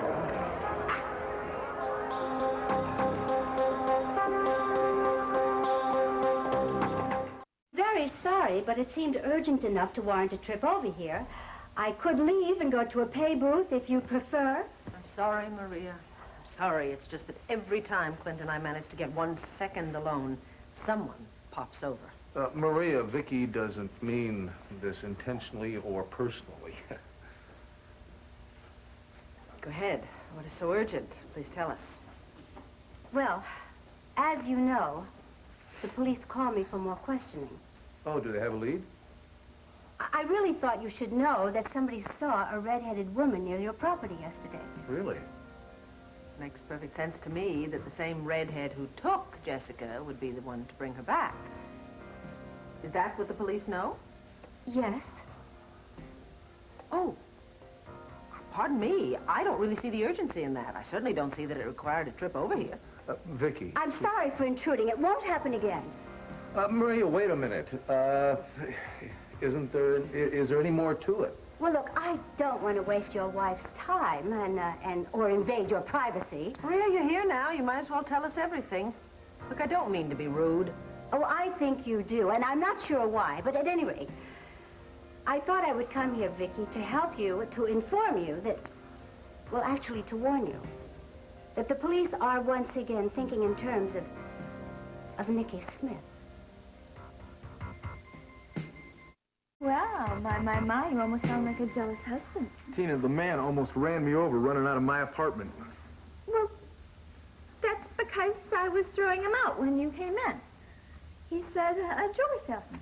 Oh, I see. And he just happened to be knocking on our door, right? No. No, actually, I made an appointment with him weeks ago. You know, I picked something out, and that was before I knew that, you know, I couldn't afford anything really expensive or nice anymore. I mean, that is true, isn't it? Asa didn't talk you into keeping the $1 million, did he? She said, hopefully. No, ma'am. He didn't. Sorry. So, look, you get a chance to talk to Vicky and Clint? I tried, but the line was busy. Oh, then you don't know yet, huh? Honey, I heard on the radio on the way over here. Jessica is back home, safe and sound. Oh, honey, that's wonderful. Isn't it? I couldn't believe it. it. Ecstatic. Oh, I bet. Hey, why don't we go over there and join in their celebration, okay? Even if we just poke our heads in and say hello. Well, sure. And while we're there, we can ask for a loan. Just teasing. Ha-ha. Yeah, come here. In the meantime, though, why don't you tell me what Asa said? Did he try to lie about anything? No. No, not at all. As a matter of fact, he was pretty calm about the whole thing. Well, that surprises me. Why? Tina, he knew that there was no sense in tangling with me because I knew everything there was to know. There was no way that he could lie his way out of that one. And he tried everything. You know, he even tried to get me to accept that money free anyway. I said, no way. And then he says, hey, bet your wife is at home crying her little eyes out. Tina, I can't tell you how proud I was to be able to say, my wife doesn't give a damn about your money as long as she's got me. State your name for the record. Dorian Lord. Be seated. Mrs. Lord, until 2 weeks ago, you were an inmate at Statesville Prison. Were you not? Yes, thanks to you. Would you tell us in your own words what your stay was like, specifically? Excuse me, before we get too far down memory lane, I would like to inquire as to the object of it all. The object, Your Honor, is that I am preparing the court for the next witness, whom I believe knows who the killer is and the crack leader for the factory. Oh, good. Well, then you're going to solve 2 crimes for us while you prove your client innocent. That's... Hopefully, yes. Well, as district attorney, I'd hate to be accused of obstructing justice. Well, you've got to make up your mind, Mr. Callison. Are you objecting or not? No, I will not object, Your Honor. Thank you. As long as I believe that we're actually getting someplace and not confusing the primary issue. Herb, darling, we're going to clear this whole thing up. Mrs. Lloyd, you will confine yourself to answering questions posed by counsel. Yes, of course. I'm so sorry, Your Honor. Mrs. Sanders, you may continue. Thank you, Your Honor. Mrs. Lord, would you tell us in your own words what your treatment was like at Stateville Prison under the reign of Warden McFadden and Miss Spitz?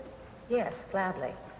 If I were to use only one word, it would have to be inhumane. Even though none of the inmates were trying to escape or cause a riot, we were all just trying to get through the day, survive by following the rules. Mm-hmm. And what was the inhumane behavior? That was a mystery at first. You see, certain of the women were woken up, usually an hour after lights out, sometimes a little later. By whom? A guard? No, it was always by matron, ex-matron Spitz. She would prod them awake with her nightstick and drag them out of their beds. They would return the next morning, dragging themselves in, obviously deprived of sleep. Did they say what they were doing or what they were being forced to do? Well, now I must object, Your Honor. See, Matron Spitz has already been on trial in this matter. She's now serving time. She was found guilty. We all know she was participating in an illegal act. Yes, but Your Honor, Matron Spitz is relevant to my defense of Dan Wolick, and I feel the jury should be refreshed on the facts. I mean, I can't assume that they are following the case in the media. Objection overruled. Thank you, Your Honor. Mrs. Lord? Oh, no one would tell me at first what was going on. I guess they were afraid of the consequences, but eventually I got one of the inmates to tell me. The women were being forced to work in a crack factory that was being operated out of the basement of the Backstreet Bar. Please note that this is the same place where the murder occurred.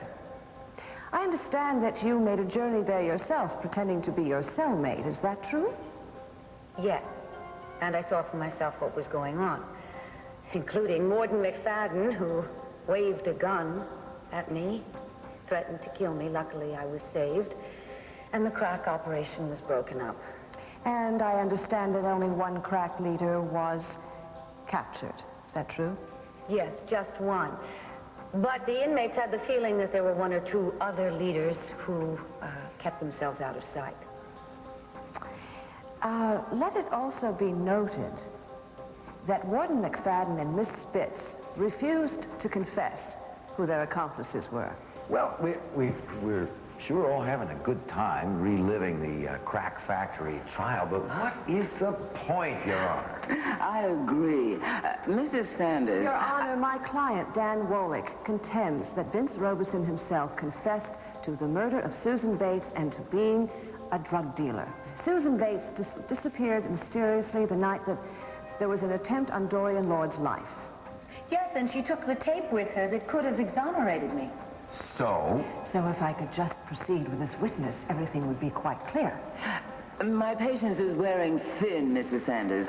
Yes, Your Honor. Dorian, after your release and the arrest of Dan Wolick, you came to the conclusion there was some sort of link between the murder and the crack ring, did you not? Yes. So I went back to Statesville Prison to see some of my friends, the inmates there. And they told me that there was no way that Susan Bates could have escaped from Statesville. In fact, nobody had escaped from Statesville in years. How did she get out? Obviously, you were jolted by this to come rushing over here, and we appreciate it. We do? You know something? Even though the police are thinking about it, doesn't necessarily mean that they are going to pursue it. And if Maria hadn't come rushing over here to tell me about it, I might never have known that this ludicrous suspicion was creeping up again.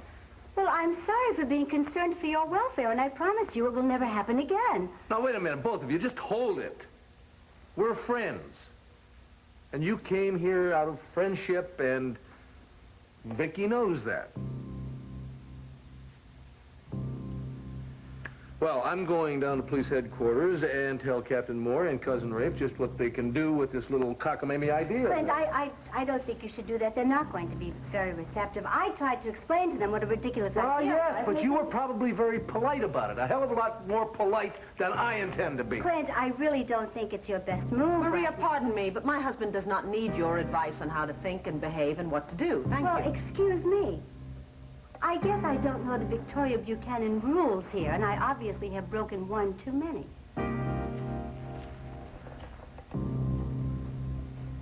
How dare she, Clint? Really? Well, wait a minute, sweetheart. I don't see where Maria is at fault here. Mean or try to badmouth anybody we know? No. Oh, no. I think maybe he was going to try to do something like that. He said something about not wanting to be accused of lying when some new facts come into light. I don't know what that meant. But he didn't say what those facts were. No, I wouldn't let him. Tina, I told him I don't want to hear any more of your damn lies. And he backed off after that. But then something kind of funny happened. He said that if he wanted to, he could take my whole life and my whole happiness and just blow it right out of the water. But he wasn't going to. And he wanted me to remember that in the future, you know, that he could have hurt me, but he didn't. Yeah, I wonder what he meant by that. I don't know. Maybe I should have pressed him, huh? No. Get his all his lies out once and for all? No. Well, I mean, I'm sure knowing Asa that he was just working on some other scheme, you know, and I'm just very thankful that you didn't get suckered into it. Yeah, I suppose so. Look, the main thing is all in my past right now. And your past, too. Right? So look, why don't we give Clint and Vicky a call? No. Wait. Why? Don't you want to join in their celebration, huh? Well, yeah. Yeah, I do. It's just that, well, once you get over there, you're going to start talking business. And, well, now that you have, well, Clint gave you a couple of days off to go to El Paso, I have a little, proposition to make. Oh, such as? Such as, why don't you take a few more days off, and, you and I can go on a honeymoon. A honeymoon we never had.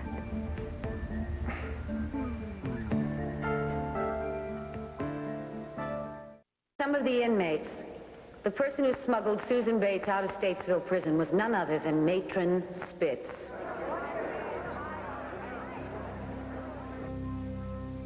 I understand you've been subpoenaed today as a witness at the Oltl case. That's correct. Now, I want to advise you that Judith Sanders is one of the toughest attorneys around, and you've got to be prepared. Well, yes, that sounds sensible. I'm not proposing that you lie. No, of course not. Just that you consider well in advance what you're going to say. Rest assured, I will be very well prepared. And so you'll tell the truth as you know it, right? I know just what you want me to do. I guarantee will be paid well in the end. Oh, really? How much? A lot. You have nothing to worry about, Counselor. Let's quiet down in here. Your Honor, I'm afraid I cannot stay quiet. But Herb Spitz knows who killed Susan Bates. Spitz is the one who handed Susan over to the killer. The witness is being warned again against outbursts. And the jury will disregard that remark. The defense apologizes for the outburst. So I'm appalled. I mean, I am appalled. If the defense has evidence that someone else killed Susan Bates, why are we here? Why wasn't this worked out with the district attorney's office before trial? Your Honor, I don't literally have the evidence. I have enlisted Louise Spitz as a witness, and I intend to find out who she gave Susan Bates over to. Obviously, we need a recess while this is discussed in chambers. You may step down for now, Mrs. Lord. Court adjourned for 15 minutes. All right. Go ahead and nail Vince. He's dead. He can't hurt you. But just leave me out of it, and I'll give you the money I promised. You have quite a lawyer for a mother, don't you, Mr. Sanders? Just don't let her get to you. You've met Diane Bristol, Dan Woolnick. Yes, of course. I read about how they made you work in the crack ring. Well, when you're a prisoner, you don't really have much choice. And you never should have been in the prison in the first place. Dorian, I can't thank you enough for what you've done. Oh, I've only laid the groundwork. The rest is going to be up to your attorney to get Matron Spitz to crack. Well, if anyone can do it, she can. Yes, I know that, having been in her gun sights myself. Did you happen to notice how very uncomfortable Jamie seemed while I was testifying? My feelings about him get worse every day. You really think he's involved? Oh, I'm willing to bet on it. He's just managed to cover himself awfully well. Do you think that Judith is going to call him to the stand? Maybe she won't have to, if she can break Spitz first. If she does it, you better scream and yell until she does. I wouldn't trust her when it comes to protecting her own son. Really, I'm saying that as a mother. I know what you mean. Hi there. Dan, how you feeling? I'm pretty nervous. How about you? Well, I'm sweating it out for you. Yeah, sweating a little yourself, too, huh? That is in case you have to testify. Come on, Dan. How many times do I have to tell you? If you need me, I will testify for you. I guess it's one of those things I need to keep hearing. I wouldn't worry. I'm sure that your mother will be able to break Spitz, and maybe your name won't even come up at all. I'm not supposed to answer that, Judith. I mean, just... Did you two manage to work anything out? Well, I didn't ask for a mistrial, if that's what you mean, but only because I have my doubts about Dan's guilt. Thank you, Mr. Callison. No thanks. Yeah, Dan. Excuse me. Just a minute, Herb. Thank heavens he's being cooperative. This is all very unorthodox. You're doing great, Mom. Thanks, Jamie. Dan, I want to talk to you. Okay.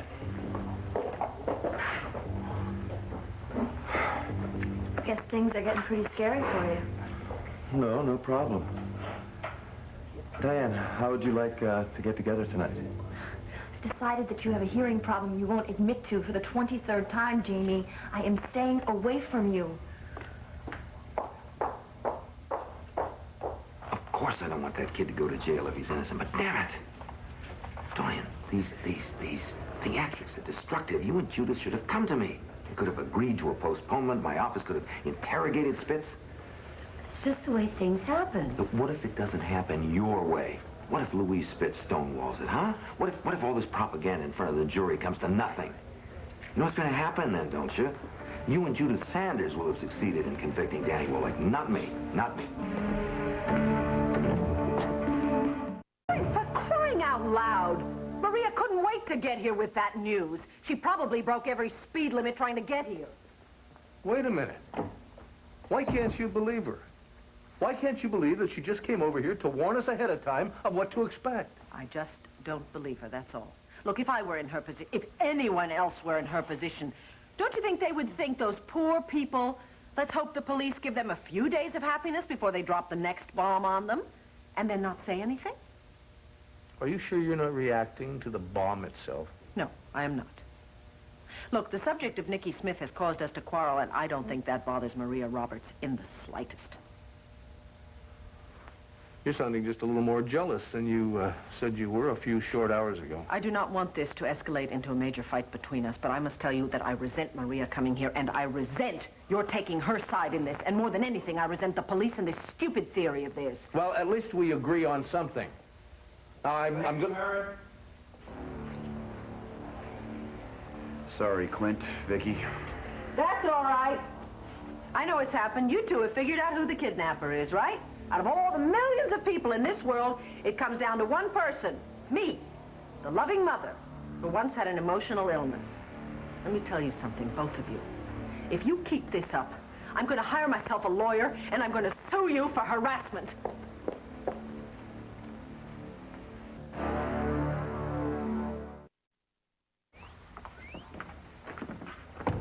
I thought I saw you drive out a while ago. You did, but I needed to talk to someone, Tom. Oh, what's happening?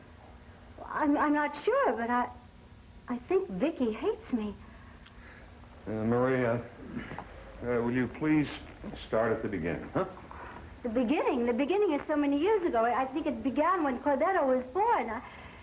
Ever since I told Vicky the truth about Cord being Clint's son, her attitude toward me has changed totally. It seems that I am no longer wanted at Landfair. She just lit into me. All I was trying to do was be helpful. Look, just tell me what happened exactly, will you? Well, the police are thinking that Nikki Smith is still here and that she kidnapped the baby and brought her back. What? Are they nuts? Oh, I know. I asked myself the same question. Well, I hope the hell they haven't hit Vicky with this. Oh, they're already at Landfair. I saw the car pulling up. But the point is, I went by to warn them because the police sent me at the station and they told me. I thought Clint and Vicky should know. And Vicky treated me like I don't know what. Like I was enjoying telling them or something. Well, why did you tell them, To alert them, to give them time to prepare. Yeah. Well, I'm of mixed feelings about that. Oh, that's just great. So you think I'm a villainess too? Well, thank you. That is just what I needed. Well, if it isn't ex-matron Spitz, enjoying your day off from prison? You know, I think you'd sleep a lot better at Statesville tonight if you told the whole truth in court. Why don't you just get away from me? Oh, she still thinks she's in charge and can issue orders. How dear. I think it would be best if we just moved along, It's all right. I can wait to gloat. Because I know, and Judith Sanders knows, that you have the information that can clear Danny Wallach. She's going to get it out of you. Once again, justice will triumph. The brilliant defense attorney Judith Sanders will triumph.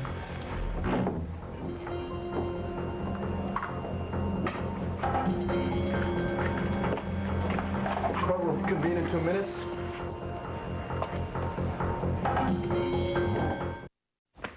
Honey, that doesn't count. We were only there one night before all that trouble happened.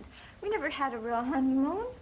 We just got back from El Paso. Now, please. Oh, yeah, and you spent 2 days talking to lawyers, and I spent 2 days looking at all these wonderful things that I can no longer afford to buy. Oh, great. Now, here comes all the guilt, right? Even after you told me the subject was closed? I just want to spend some time alone with my husband. Don't you see? This is so unrealistic right now.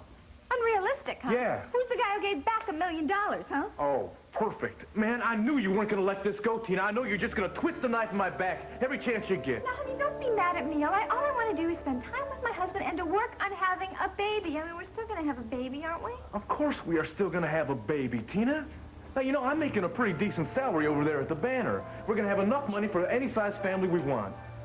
So, then why don't we just try and conceive it in the Caribbean? Because we can conceive it just as well upstairs in our bedroom. Lord, woman, is this what it's going to be like? A surprise? One surprise after another with you?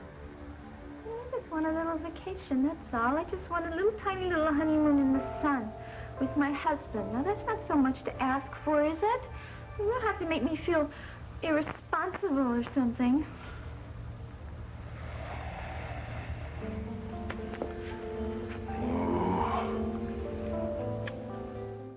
Outrage, a damned outrage, that's what it is. Now, look, if you would stop yelling long enough to just talk to us, Clint. I agree. Oh, sweetheart. I'm back. I'm calm.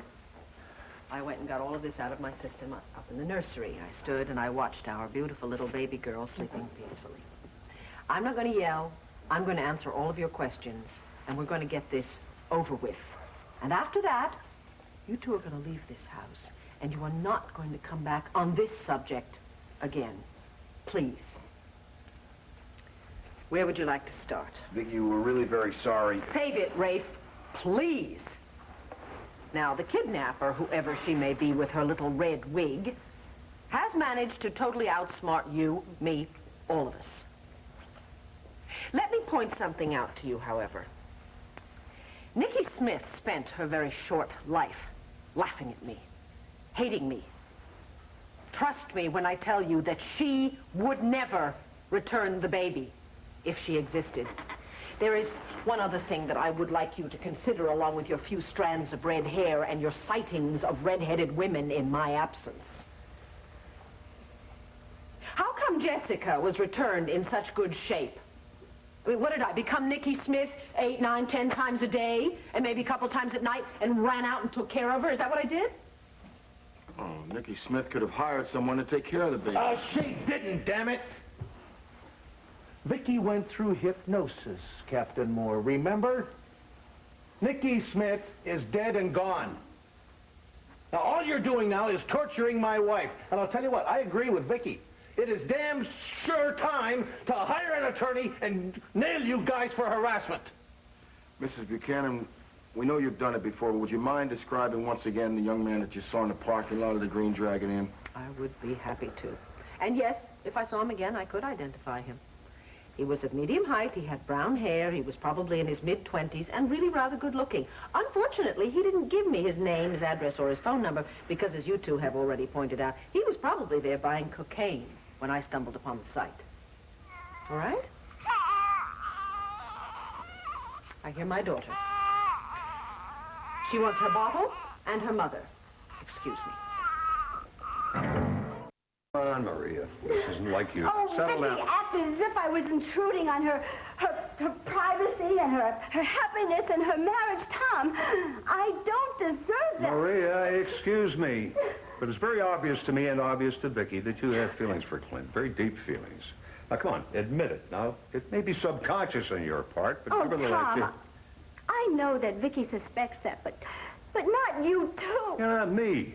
Tom Dennison, your old friend, right? You can level with me, or more importantly, why don't you level with yourself, huh? All right.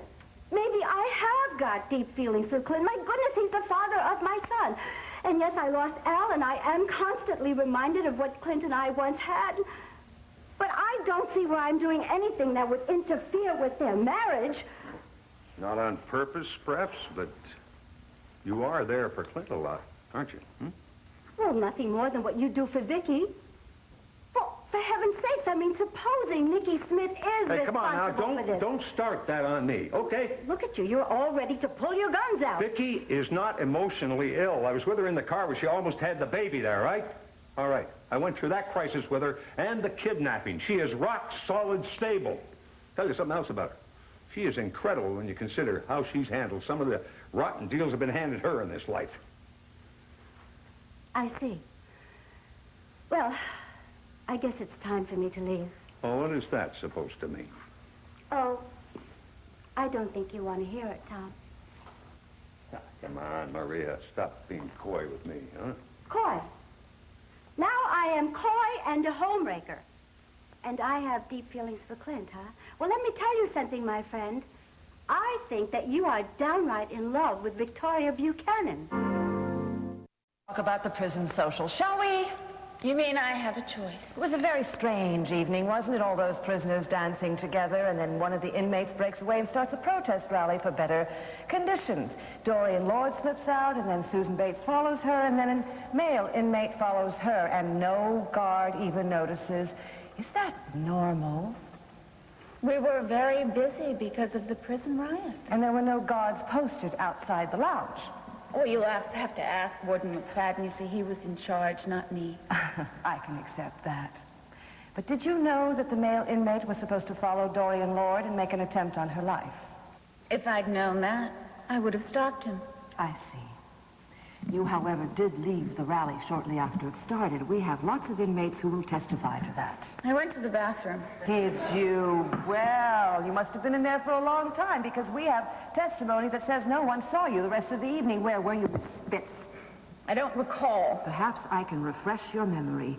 Perhaps you were in cell block number 3 where an inmate was attempting to smother Dorian Lord, and you intervened just long enough to get Susan Bates off the premises. I don't remember that happening at all. Where did you take Susan Bates, Miss Spitz? Did the warden suggest that you take her to the back street inn and leave her with Vince Robeson? This is your little scenario, not mine. Much has been made of your inhumane behavior towards prisoners while you were a matron. Do you feel these accusations are justified? Listen, lady. You spent 15 years in prison with those animals, and let's see how you treat them. They're nothing but scum, and I'm paid to keep them from decent people. You weren't paid to process cocaine, Miss Spitz. I am paid a pittance. And we're not even given the same respect that the police department gets. The public, what do they think? They think that we're nothing but zookeepers. Huh. All right. I've admitted my involvement in the crack operation, and why not? Only a fool takes drugs.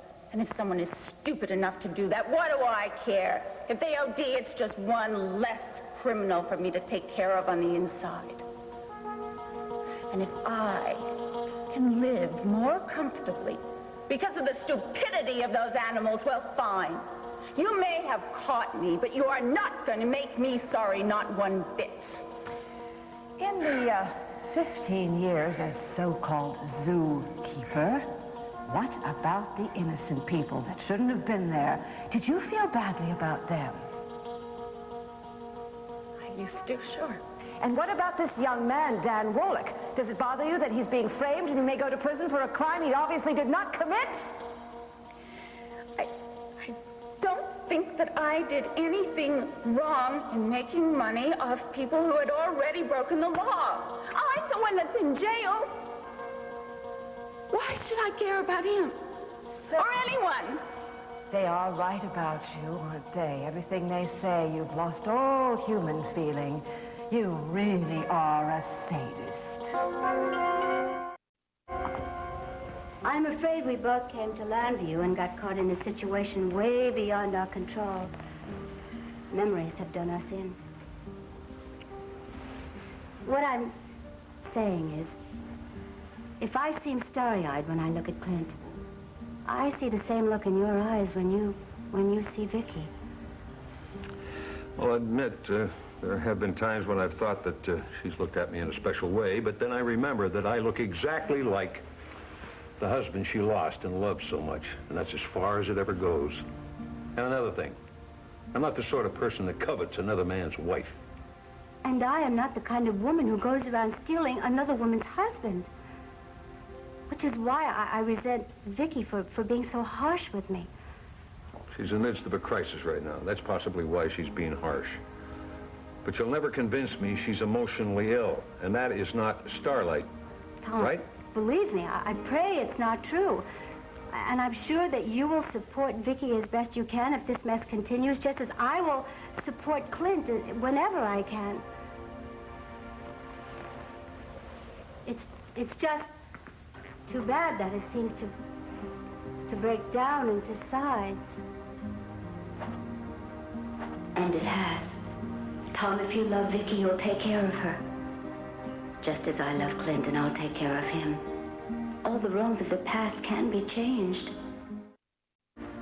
Even if it's a 1 in a million chance, Clint. We're only talking about taking precautions, that's all. Spell it out for me. All right. Like what kind of precautions? Okay, Clint, all right. Round-the-clock nurses for the baby. Installing a better security system for the entire grounds. Strategically place hidden video cameras to catch the coming and goings of anybody. Well, it sounds like a prisoner of war camp. It's only to protect your baby, Clint. And most importantly, Clint, to make sure that Vicky is never totally alone with that baby. All right, you fellas have about 30 seconds to get out of this house. And then I think you're probably going to have to arrest me.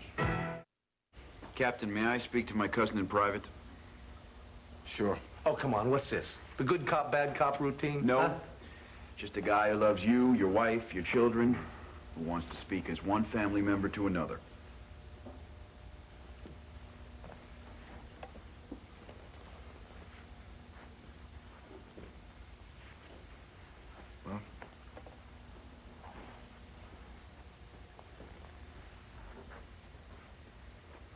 You're trying to make this place into a fortress, Rafe.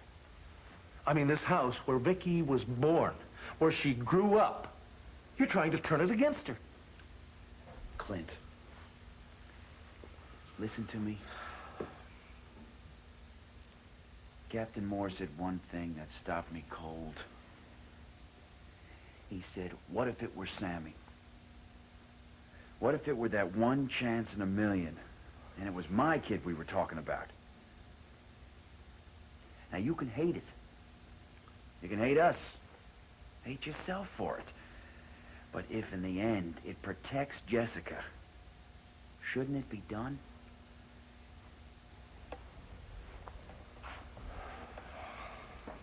You had your doubts, at least before the hypnosis, because you've seen Nikki in action. You've been a victim of her cleverness, her ability to deceive. Clint, what if she's not dead and gone?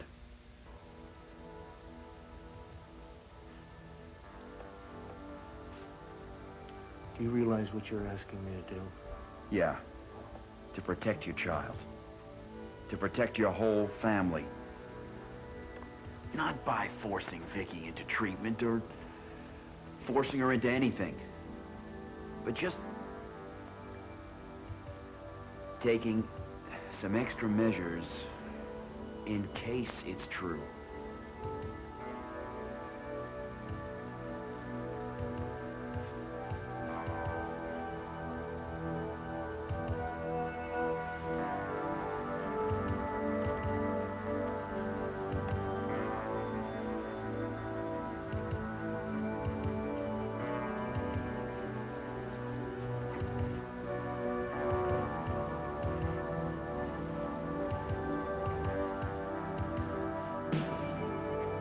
Stop confusing me.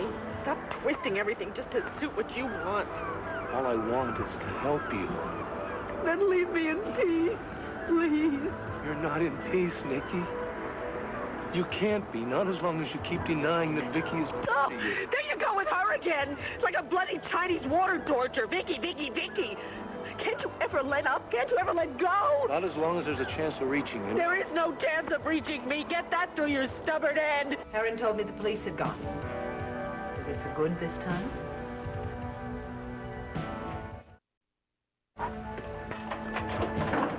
Excuse me. Hi, I need to get into Allison Perkins' room, please.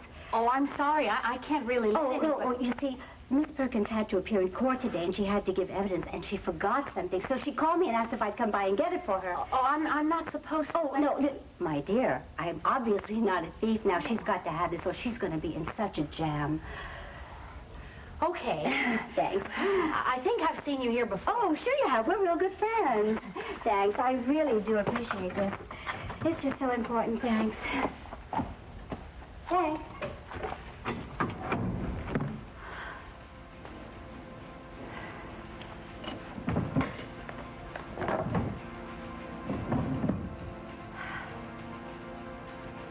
Well, Allison, I'm afraid we're going to have to prove to Clint that it wasn't just any redhead who stole his baby, but indeed it was Nikki Smith. Superior, aren't you, Mrs. Charles Jameson Sanders II? It is not a question of superiority, Miss Spitz. It is a question of the common ground we all share as human beings. It is not common ground.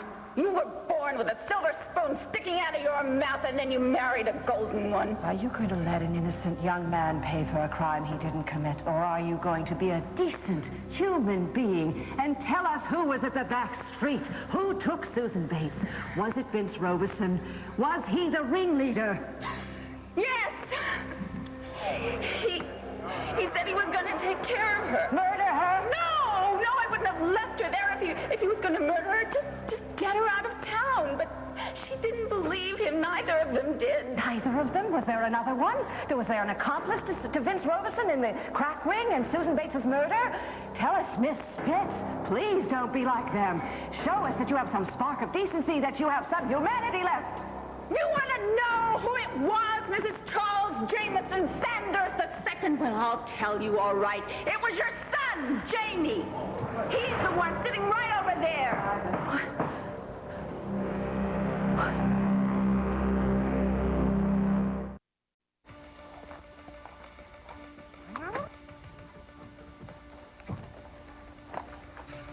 What are you doing here? Allison, close the door. Something happened, didn't it? The police, they're on to us, aren't they? So, honey, it says right here that we are in for the rainiest November on record.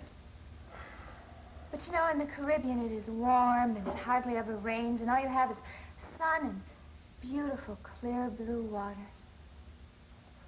You know, Tina, I don't even understand how you can consider a vacation at this point in time. I'm not. I'm considering a honeymoon. That maniac with a machete ruined our first one. We owe it to ourselves. The only thing we owe is an obligation to Clint and Vicky right now, all right? Now, all I want to do is go over to Land Fair and give little Jessica a proper welcome home. Did I say I didn't want to see the baby? I am just as happy as you are that my little niece is home safe. Then why do you keep going on about this vacation? Honey, I'm thinking about Vicky and Clint here, too. I mean, look, they want time alone with their daughter, right? So then they'll even be happier to see us when we come back. Tina, even if I didn't want to go over to Land Fair tonight, which I do, this would not be the proper time for a trip. Of course it is. We throw some bikinis and some suntan oil in a bag and we fly south. Oh, just as simple as that. Well, I got news for you, girl. A Caribbean vacation takes two things: time, the planet, and money. Those are two things that we are just fresh out of right now. Yeah, but honey, when you were giving back that money to Asa, I was busy on the phone with our travel agent. I had the whole thing taken care of. We got the flights, the hotel, the sightseeing, everything. Well, aren't you the least bit surprised? I am damn furious is what I am, Tina. You just keep taking me for granted, now don't you? Sanders, that's who was behind the crack operation. That's a lie! The witness will sit down. She wanted to know, Your Honor. She wanted to know who was behind the drug dealing, who was behind the murder of Susan Bates. Miss Spitz, I must ask you to desist. Well, it was him, her own son, Jamie Sanders. She's lying! You will sit down, young man, or be removed. Oh, how does it feel, huh? To have a junkie and a killer for a son? Mom, I swear she's lying! Let me stand trial, Jamie. How could you lie to me all these months? She's the one that's lying! Mrs. Sanders, if you cannot control your client as well as your son, I will clear this courtroom. The defense requests recess, please, Your Honor. I feel so bad. I feel bad for Judith, too, but in a way, it's all her fault. I mean, she's been covering for him all along. Your Honor, approach the bench. A discussion of this witness's accusations against Jamie Sanders is first priority. Mr. Callison, restoring order to this bedlam is our first priority. Bailiff, stop that young man. Let me go! Your Honor! I am about to clear this entire courtroom. Your Honor, my son is on trial for a murder he did not commit. Now, this is the person who knows more about this than anyone. He should be questioned right here and now. This is a courtroom, not a lynching mob. I know it's a courtroom. And if it were anyone other than your son, he'd be on the stand right now. We'd be hearing the truth. Yes, put Jamie Sanders on the stand now. This is not a Roman Colosseum. The spectators will be silent or they will be gone. Is that understood? You will let go of the young man, Dr. Wallach. And you, Mr. Sanders, you may take your seat. Mrs. Sanders, please, proceed with the witness. No more questions, Your Honor.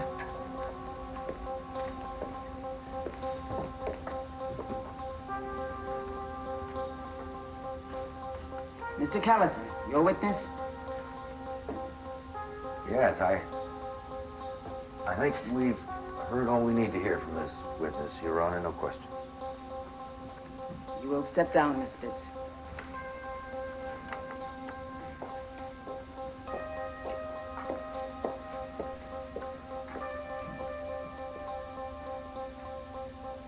Defense may call its next witness. Mrs. Sanders, your next witness, please. Yes, Yes, Your Honor. The defense calls Jamie Sanders to the stand.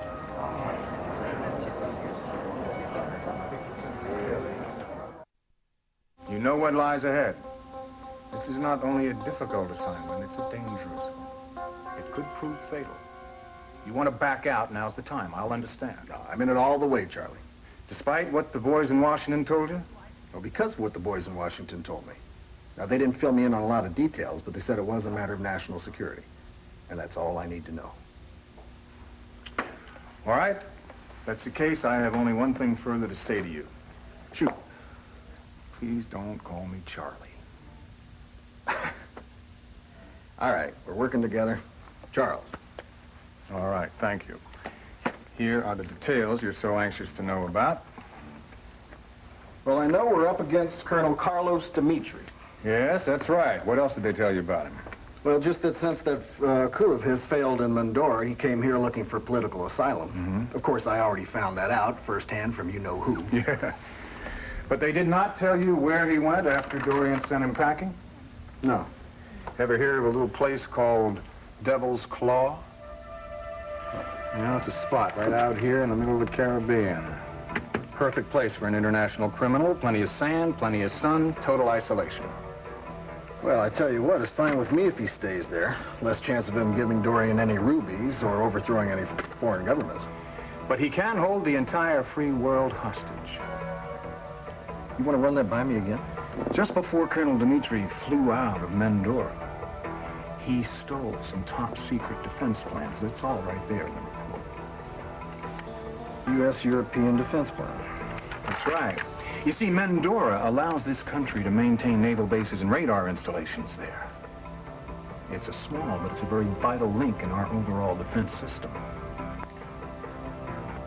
This Colonel Dimitri is one hell of a thief. Oh. I mean, not only does he run off with the entire crown jewels of Mindoro, but he's got our U.S.-European defense plan. Hypothetical question, John. If you were a thief and you had something that hot, what would you do? Fence him. Exactly. Colonel Dimitri's plan is to hold an auction in Devil's Claw and put those stolen defense plans up to the highest bidder. You mean foreign governments? Well, foreign governments, terrorist groups, every two-bit would-be dictator on the face of the map. They'll all be there, bidding for the big prize. And that is some big prize. The fate of the entire world. That's why, John, your destination has been held top secret until this very moment. Devil's Claw. Devil's Claw. I'm here to do you a very big favor. You call pulling out all the incriminating evidence doing me a good favor? Well, if someone sees that wig, I'm dead. Oh, but they won't, because I'm going to destroy this evidence. How? Wait, you said before that we shouldn't. Well, things have changed. The police aren't looking for Nikki Smith anymore. Their latest theory is that Jessica was kidnapped by somebody who was dressed up like Nikki Smith. Oh, and that's supposed to make me feel better? What if somebody saw me in that disguise taking the baby or putting the baby back? Will you please calm down? That is exactly why I intend to get rid of any evidence that might link you to the kidnapping. How? Well, just leave the details to me. Now, I have the dress and the wig. All I need are the keys to Landfair. Sure, be my guest. Take it all. You know, I don't understand, really. What? What's the matter? Why are you helping me, Maria? I wasn't taking you for granted at all. In fact, I was only thinking of you. Then why didn't you ask my opinion first? Well, because you've been working so hard, especially right before you went down to El Paso, huh? And what kind of vacation was that? You spent 2 days in lawyers' offices, and then you had to come up here and yell at your grandfather. But all that is over and done with now. I know, and Jessica is home safe now. That's why it's the perfect time right now, the perfect time for you to relax. Tina, you may have been thinking about me, but you didn't have my best interest in mind. Now, Landview is the place where I belong right now. It's the place I need to be. Well, I know, but you can still take a little vacation. But not now. Tina, I've got my job to worry about. I've got a new family, a new father, a brand new little sister. Those are all things that I should be tending with right now, not running around on some damn island. I know, honey, but you could tend to them a whole lot better if you just give yourself a chance to unwind. Tina, how are we supposed to pay for this thing, huh? I gave all of that money back to Asa. Now, what are we going to do? How are we going to bankroll this little honeymoon of yours? guess I have to tell you eventually. You know my diamond L pin? The one that my father gave me, the one that stands for Lord? Yeah? I sold it. Tina, how could you do something like that? I know how much that pin means to you, honey. I know, but our happiness means just a million times more to me than that. And since when is our happiness dependent upon one little vacation? Since Honey, it just seems like such a tiny little price to pay for a little peace of mind. Well, I think you're going to sleep a hell of a lot better knowing that that pin is safe and sound in your jewelry box. Now, I want you to buy it back. Oh, honey, please don't make me cancel our plans. Tina, if we are ever going to have any kind of a marriage, I mean a real marriage here, you will stop calling all the damn shots.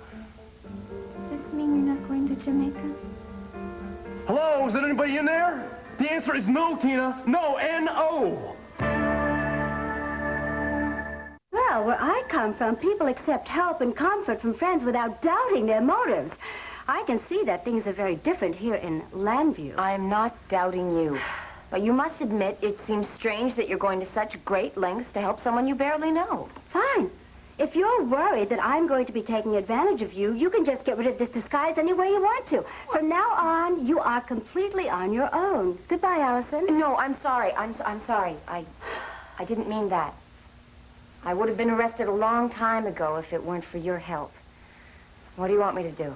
You don't have to do anything. I told you, I will get rid of the evidence, and this way nobody can link you to the kidnapping. Except my mother.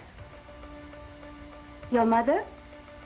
Yeah, well, when she heard that the Buchanan baby had been returned, and then she found out that Jessica wasn't here anymore, she put... Allison, you didn't tell her about me, did you? No, of course not. I told her that the whole thing was Mitch Lawrence's fault, that he programmed me to kidnap the baby, and that I had an accomplice that helped me return the... Allison, you did tell her about me. How could you do that? Maria! I didn't tell her your name. My mother does... I mean, she doesn't think you have anything to do with this. Oh, I'm sorry. I didn't mean to snap.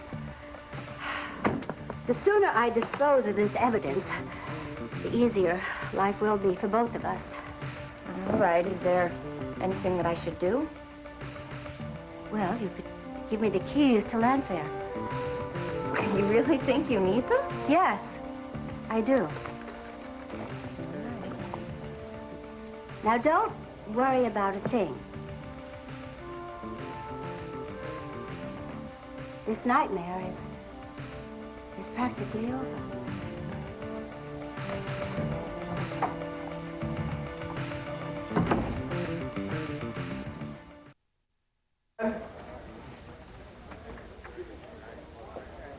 Mr. Sanders, it is my duty to tell you you have right to counsel. Similarly, the Fifth Amendment protects you against having to give testimony which might be self-incriminating. I don't need a lawyer, Your Honor. I've got nothing to hide. Very well, then. Let's proceed.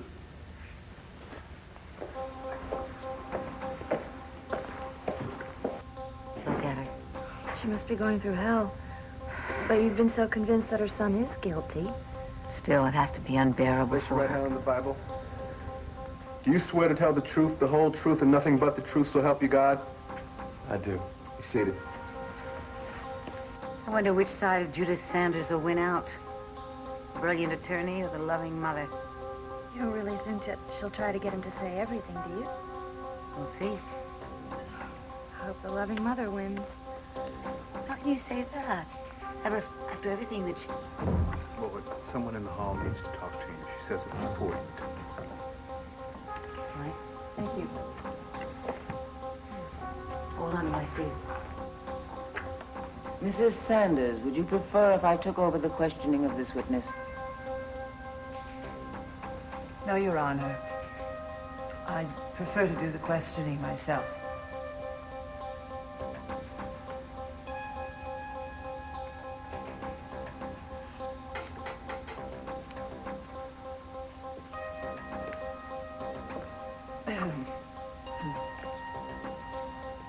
Your name. Mom, you know. Your name. Would you give the court your full name? Charles Jameson Sanders III. Where do you reside? With you. Your current address. Number 1 Crescent Heights, Landview, Pennsylvania. Would you please tell the court in your own words the relationship you had with the deceased, Vince Robeson?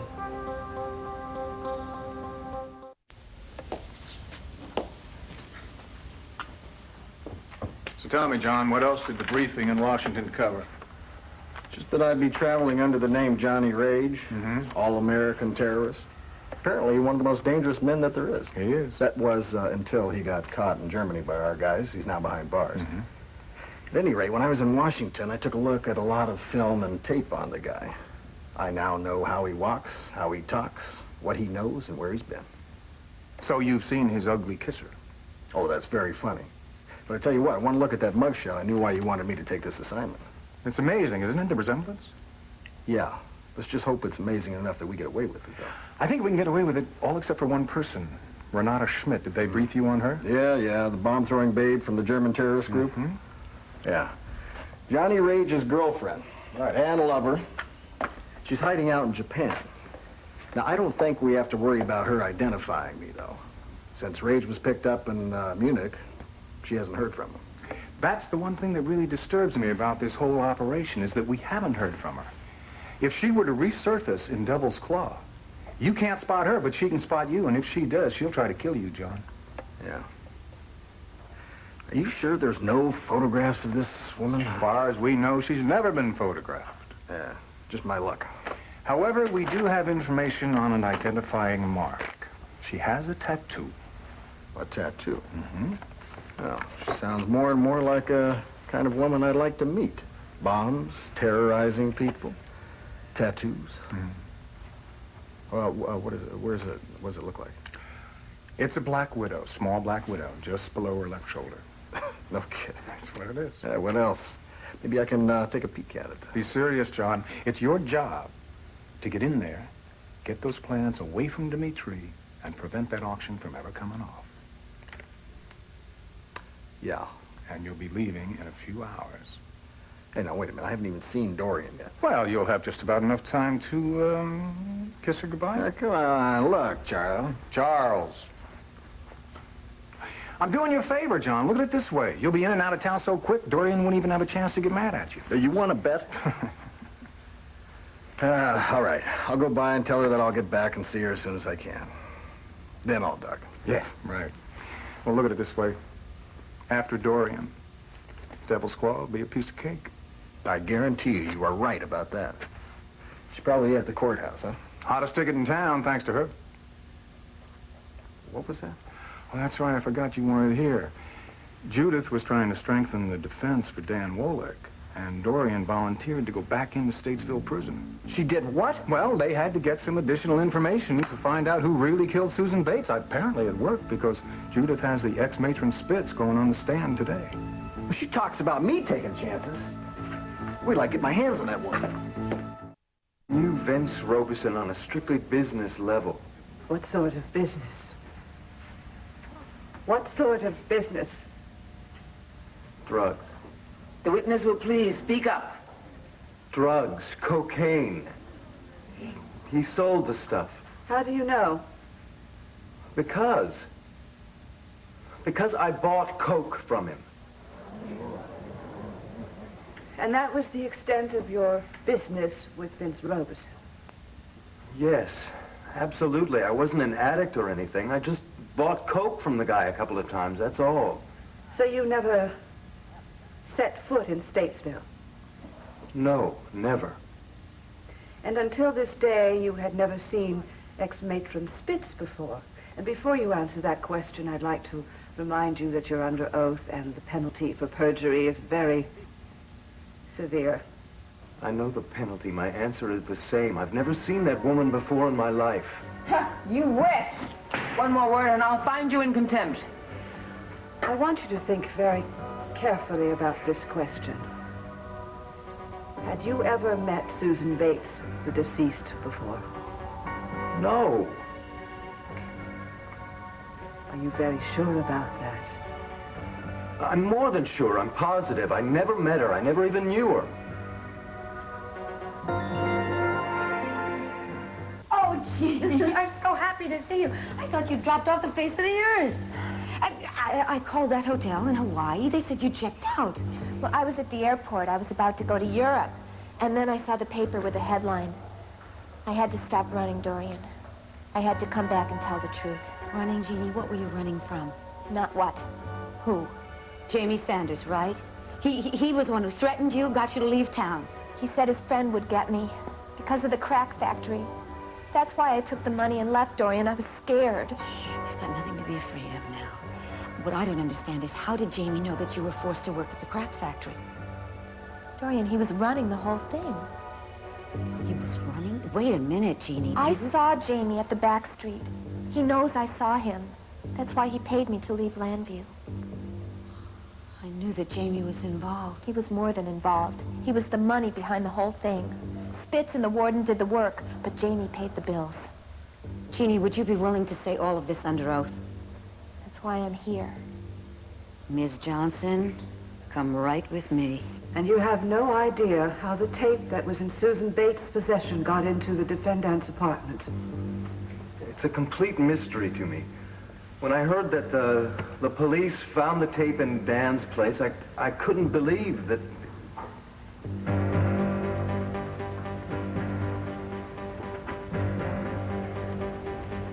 You couldn't believe what? That your good friend could be involved with a murder, with Susan Bates' murder. Is that what you were thinking? I asked you a question. Please answer it. I've reconsidered, Your Honor. Reconsidered what, Mr. Sanders? A lawyer. I want one. Jamie. I've said all I'm going to say. I want a lawyer. I want one now. Very well, Mr. Sanders. You shall have one. Court is adjourned. All right.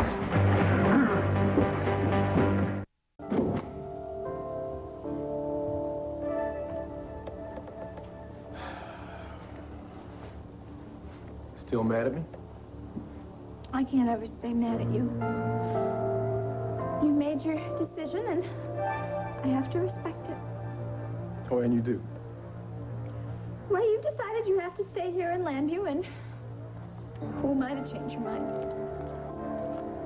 Tina, look. I'm sorry I messed up your plans. No.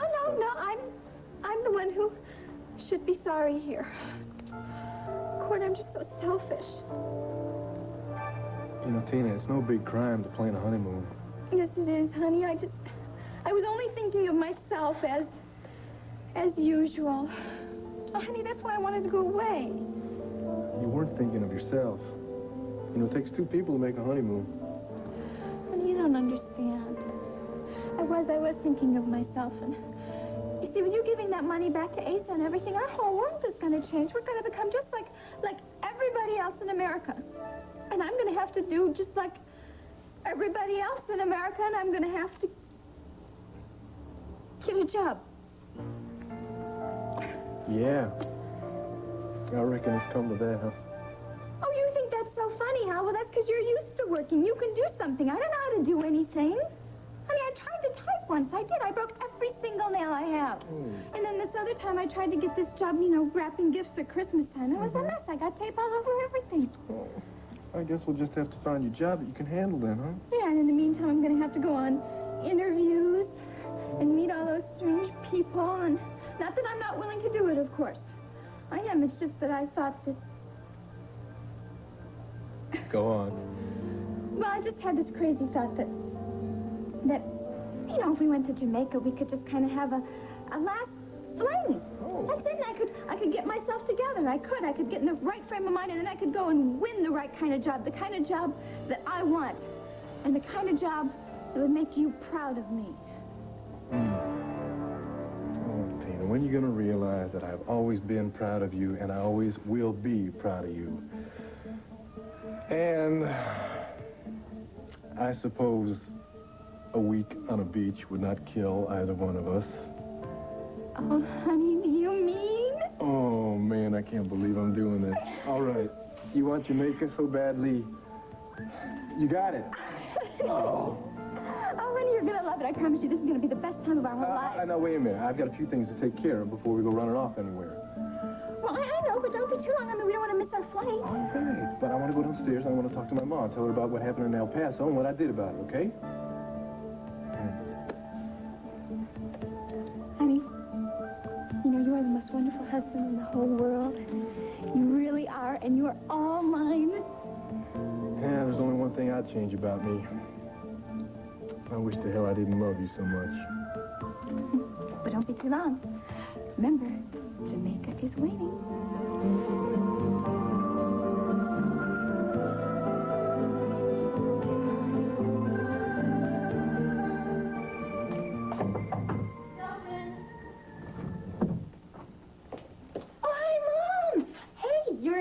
Looks nice. I like it. Thank you. Come on in. Sit. Can I get you some tea or some apple juice or... Wait a minute, can I get in a word? Sorry, I'm just glad to see you. You are? Well, don't I look happy? Well, you look positively giddy, but when I was here before, you were in such a state. Oh, that was a lifetime ago. Everything's better now. You told Vicky that you took the baby. She forgave you. Oh, darling, I knew she would if you just told her the truth. No, I didn't have to tell Vicky anything. Everything's been taken care of. Everything? Well, I don't have to worry about the police finding me. Remember that disguise that Mitch programmed me to wear? It's been destroyed. You got rid of it? Well, no, not me. The woman who helped me return the baby. She's going to do it. But don't you see now? With the wig and the dress gone, there's no way they're going to trace it back to me. And that's why you're jumping for joy. Ooh, Vicky's got her baby back. I've got my freedom. What more could anyone ask for? Well, a little quiet confidence would be nice. I don't have it. Oh, I'm sorry. I guess I put you through a lot lately. It's not me I'm worried about. Don't worry about me. Look, I'm happy. Mother, for months, Mitch Lawrence has been haunting me, and now he is gone. I'm almost completely free. Almost. Well, there's one thing I need to make me completely happy. That's your forgiveness. There's nothing to forgive, but this accomplice of yours, I just don't share your trust. Oh, everything's going to be fine, Mom. Don't worry. You'll see. You know, there's one thing that would make me truly happy. If you'd have a baby of your own. Well, if I did, I can promise you I wouldn't name her Nancy. Oh, I wouldn't call it Kara if you named her Petunia. Oh. You know, taking care of little Nancy made me realize how much I'd like to be a grandmother. I have the disguise, now what? How do I use it to convince Clint that it was Nicky Smith who kidnapped the baby? Just a minute, please.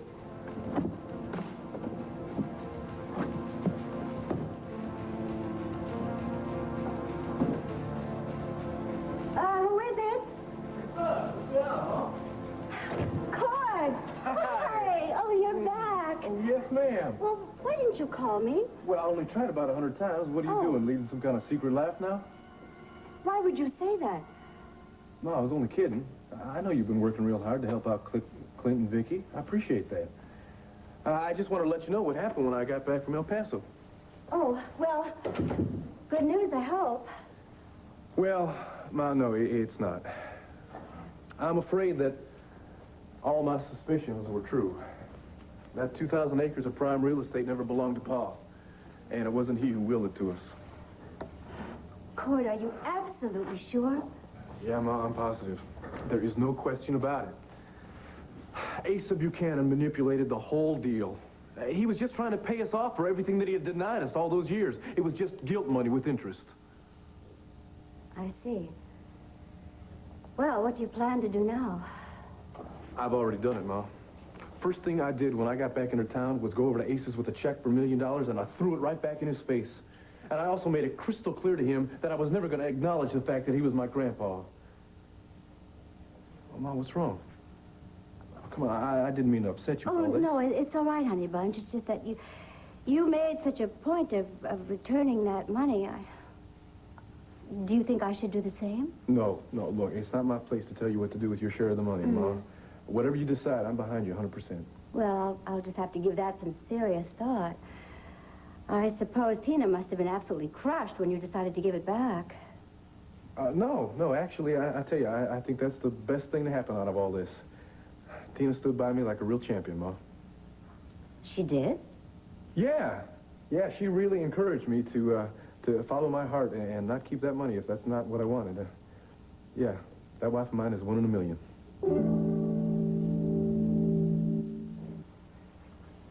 Cord, let me get this straight. Tina wanted you to give that money back to Asa? Well, yeah. Well, I mean, not at first, but then, hey, you know Tina, right? Yes, I certainly do. I just explained to her how important it was for me to go by my heart on this and not keep that money because I wouldn't be able to live with myself knowing that I owed something to Asa Buchanan. Mm-hmm. And she understood that? Yeah, she did. Well, obviously, she's not going to go from show horse to workhorse overnight, right? But, Ma, she's got a lot of caring and concern for other people that folks just don't seem to realize. Mm-hmm. Well, you have to admit that she's kept her generosity a closely guarded secret. Yeah. Ma, look, if you knew her like I did, then you'd realize. Hey, come on. When we get back from Jamaica, I bet the two of you get together. Whoa, what do you mean, Jamaica? Oh, she's had this idea for this very romantic second honeymoon for the two of us, you know? Kind of our last fling, she calls it, before we have to go out there and join the real world and get a job and support ourselves. And Honey Bunch, I don't understand. If you've just given all that money back to Asa, how can you afford such an expensive vacation? Who is it? It's Tina. Hi. Cord, honey, we're in a rush. Don't forget. yeah, right. Tina, this Jamaican honeymoon, isn't this rather sudden? Well, when two people are as in love as Cord and I are, well, then you do things spontaneously. Honey, I'm all packed. You have to throw a few things Yeah, into a right. bag. Look, Tina, I will meet you downstairs when I finish packing, all right? Okay. Let's go. Cord, are you sure that you can afford to leave your job right now? Yes, he's sure. I'm sure. We're all sure. Now, let's go. Bye, Mom. Well, Bye-bye. I'll drop you a postcard, okay? yeah, well, just have a wonderful time. Son of Ambassador Sanders. Brains behind the crack operation. And probably behind the murder of Susan Bates. Yeah, well, I'll try to catch Judge Freeman while she's still in chambers and the charges against Danny dropped right away. Wonderful. We were hoping you'd see it that way. What other way is there to see it? The testimony, the evidence, all of it points to one person. Jamie's not going to love me when he finds out I'm the one that squealed. Well, What's going to happen? don't you worry about Jamie Sanders. By nightfall, he'll be behind bars. He won't be able to hurt you or anybody else. I'm not so sure about that. Did you see the look on Judith Sanders' face in the courtroom today? The pain that boy's caused his mother's going to last for a long time. Yeah. Well, before there are any more victims, I want to get a warrant out. Jeannie, you stay close to Dorian, okay? You're a prize witness. Oh, I'm not going anyplace, I promise. So long. Oh! Get back into town. That's a long story. Johnny, I'm so glad to see you. You may want to reserve judgment on that one. Look, Dorian, I'll call you later. Jeannie? See you. Dorian, can I go take a bath in your guest room? Is that okay? Yeah, sure. Hey, by all means. Gee, you managed to clear the room very nicely with that scowl of yours. What's the matter? I'll tell you what's the matter. You. Me? Yeah, you risked your life one time in Statesville. Now you want to do the same stupid thing all over again. It's the hardest thing I ever had to do. I never thought I'd get through it. Well, darling, I don't think it was very easy for Jamie either. Charles, I hate to disappoint you, but your son is very adept at lying. It comes to him very easily. What makes you so convinced that he's been lying? Because I have questioned thousands of witnesses in my time, and I know when someone's lying. All right. Just try to settle down. How can I? When Jamie was sworn in, I got lightheaded. I thought I was going to faint. Well, why didn't you just try to find someplace private and have a talk with him? Haven't you been listening to me? I have talked to him time and time again, and all he does is lie to me. Whatever he does, Judith, he is still our son. I know. That's what makes it so hard. I'm sorry. I didn't mean to yell at you. It's all right. I just don't know how to... I know. Darling, look, the first thing is you can't blame yourself for Jamie's mistake. But I do. We're both to blame. Charles, if Jamie was involved in that crack connection. We He don't know could be that for involved sure. In a murder, don't you understand that? No, he couldn't. Not Jamie, not my son. Why? Because he's a Sanders? There's more here than your family's prestigious name involved. There is our son's life. It's such a waste. I know. I'm sorry, darling. I'm sorry. What if Matron Spitz is right? Why? What if he's guilty? What?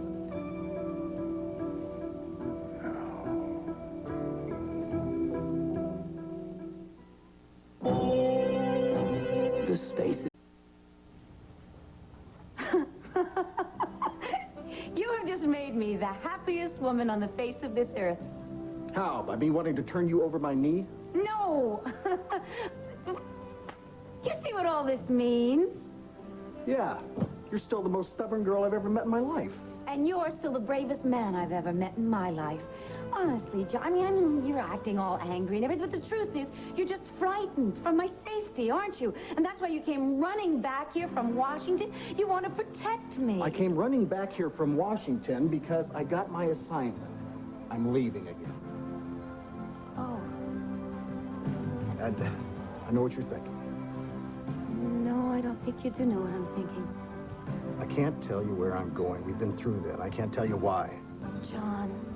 Dorian, and you absolutely cannot come with me. How can you say that? I say that because I want you here when I come back.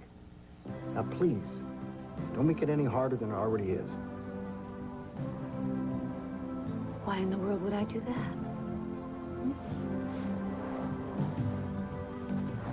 I'm a good loser. I am. Don't give me that face. I know that if you have to leave, it's better for us to part with a smile rather than a frown, and that way you'll have all the more reason to come hurrying home. You know me pretty well, don't you? I hope I do. In fact, it seems to me that you would have even more reason to come hurrying home if the two of us were to go upstairs to my bedroom, you know, and... Yeah, darling, I would absolutely love to, but I can't. I know that you're in a big hurry. That's why we have to make every moment count. I don't have any time at all.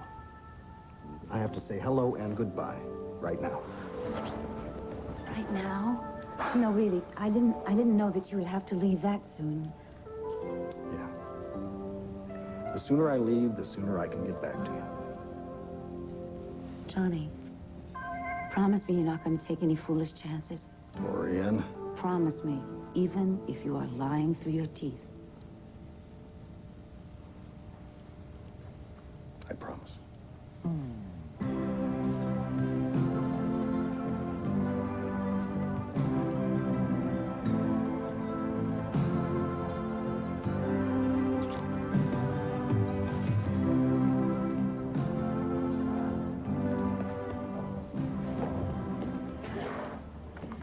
That should be long gone by now. I couldn't leave. I keep thinking about Jamie. Yeah, some friend.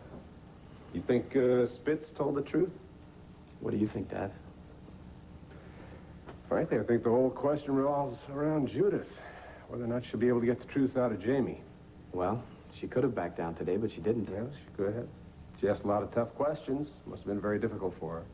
Do you think Judith will drop me to represent her son? Well, I don't really know, Dan. I would think if being a lawyer is anything like being a doctor, it's certainly not wise to operate on one's own family. Oh, I was hoping I'd find you here. Allison, where have you been? Oh, You missed all the excitement. I'm sorry, but after I testified, I just felt like being alone. But I listened on the radio. I heard everything. That prison woman really turned on Jamie, huh? She certainly did. So, this means you're off the hook, right? Well, I don't know about that. Well, now, Dr. Woolett, they can't possibly continue the trial if they have a suspect who can prove that Jamie's responsible for Susan's death. It may take a long while to iron things out. I wouldn't want to start celebrating just yet. Well, I say let's be optimistic. I've never felt more like celebrating in my life. And I thought I was feeling a little better.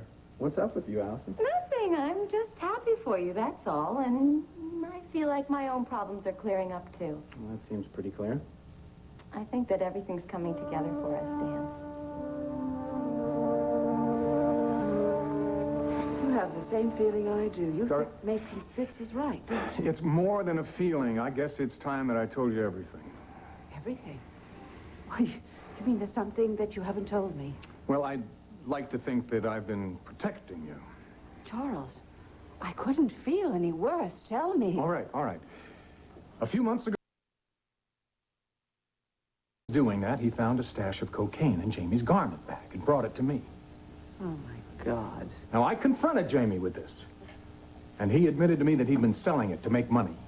You didn't think I should know about this? Well, he swore to me, darling, that it had nothing to do with the crack ring and nothing to do with Susan Bates's death. What about what you'd sworn to me when I moved into this house, which is the only reason I agreed to move in, is because we were going to be opening... Darling, I am trying to explain that to you. I only wanted to spare your feelings. And you wanted to spare your precious son and cover all his lies. Was it worth it? What it cost us? Was it worth it? Was it worth it? Excuse us, Ambassador. Judith, I thought that I should tell you this face to face. Yes, Herb, what is it? I've just been speaking with Judge Freeman. The Commonwealth has decided to drop the charges against Dan. Well, congratulations, Doc. Herb, you didn't have to bring a policeman here to tell me that. No. The officer is here to perform another duty. I'm sorry. I have a warrant for your son's arrest.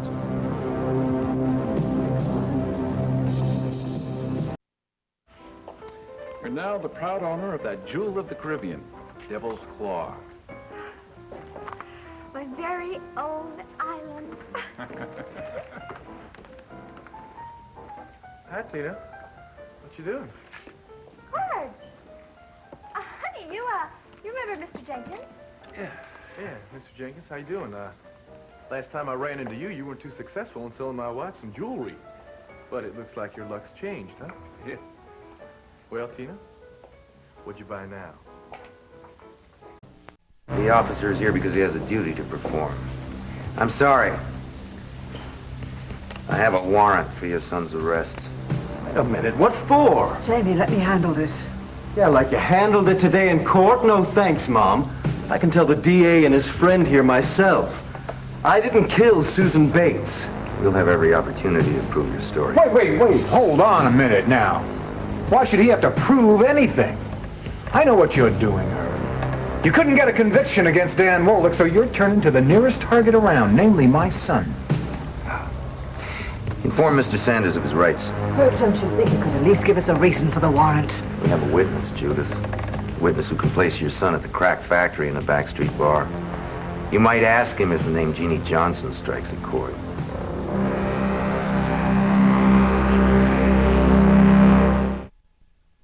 And there he is, a bottle of your finest bubbly, my friend. Oh, my. Come on, Andrew, are you kidding me? We've been living under a cloud for months now. It's time we celebrate. Besides, you heard what Herb said. Charges have been dropped. You are a free man. I agree with your father. Let's celebrate. Yeah, I feel so numb. I don't know if I'll be able to taste the champagne. I've got so many people to thank. Starting with the people right here at this table. Come on. Dad, you and Allison have believed in me the whole time. Well, we weren't the only ones, Dan. I know. I've got a lot of friends I never thought I had. And that makes up for a friend I thought I had. Now, Dan, I know how you feel about Jamie, but just forget him. Not until I see him pay for everything he's done. Revenge? And not just to me. No, revenge is not the answer. Believe me, you've just got to get on with your life. I mean, that's what I've decided to do about Mitch Lawrence. Thought you put that all behind you, Allison. I did. I have to get over other people judging me because I was part of the Lawrence mission. I think it's easier for you to forgive Mitch Lawrence because he's dead. What more damage could he possibly do? Dan, Allison is right. You gotta just pick your life up where you left off and make the most of it. That's exactly what I'm gonna do. Can you keep the champagne on ice for me? Wait, where are you going? I'm going to Aces. I want to see if I still have a job. I'll find you later. Excuse me?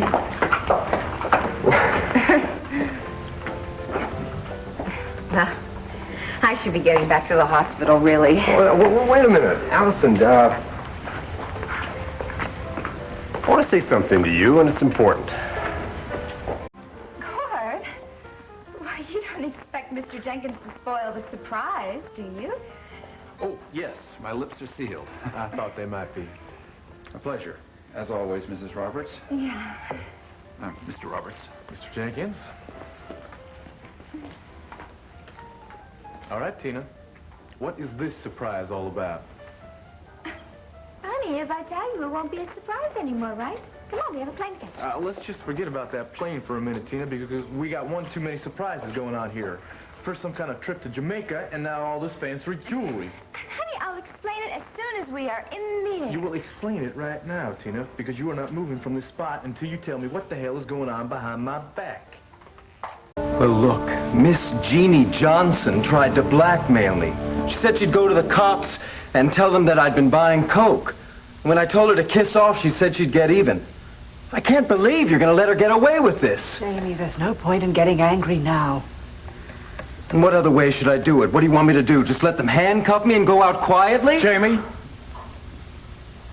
Mr. Callison, it seems to me that all you have is the word of some ex-con and the testimony of this ex-matron Spitz. I had nothing to do with the Backstreet Bar, and I don't know anything about the death of Susan Bates. Without going into details, our case against your son is based on a great deal more than the testimony of Jeannie Johnson and Matron Spitz.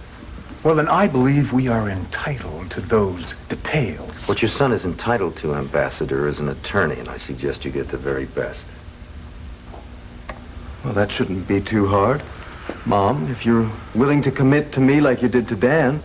Jamie, I couldn't possibly defend you.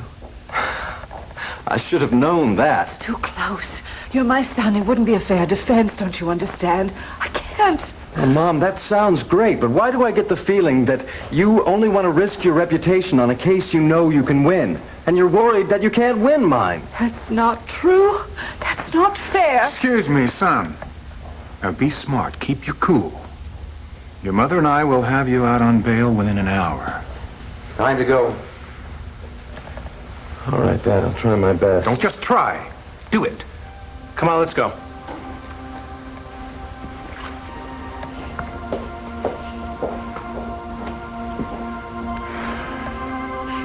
It's unbearable. What are we going to do for him? You could defend him, but you won't, will you? Because you believe he's guilty.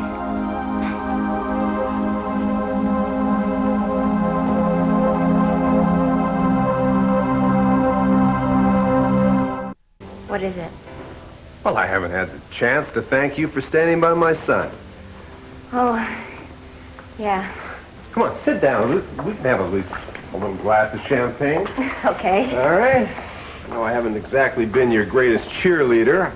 I mean, I know you've been involved with that Mitch Lawrence thing, but as you say, that's all behind you. Yeah, well, thank goodness it is. Also, your work at the hospital has improved. Allison, you're becoming a first-rate nurse's aide. Excellent. No, Dr. Willock, you don't have to say anything. I want you to know, I think in many ways you are the best thing that ever happened to my son.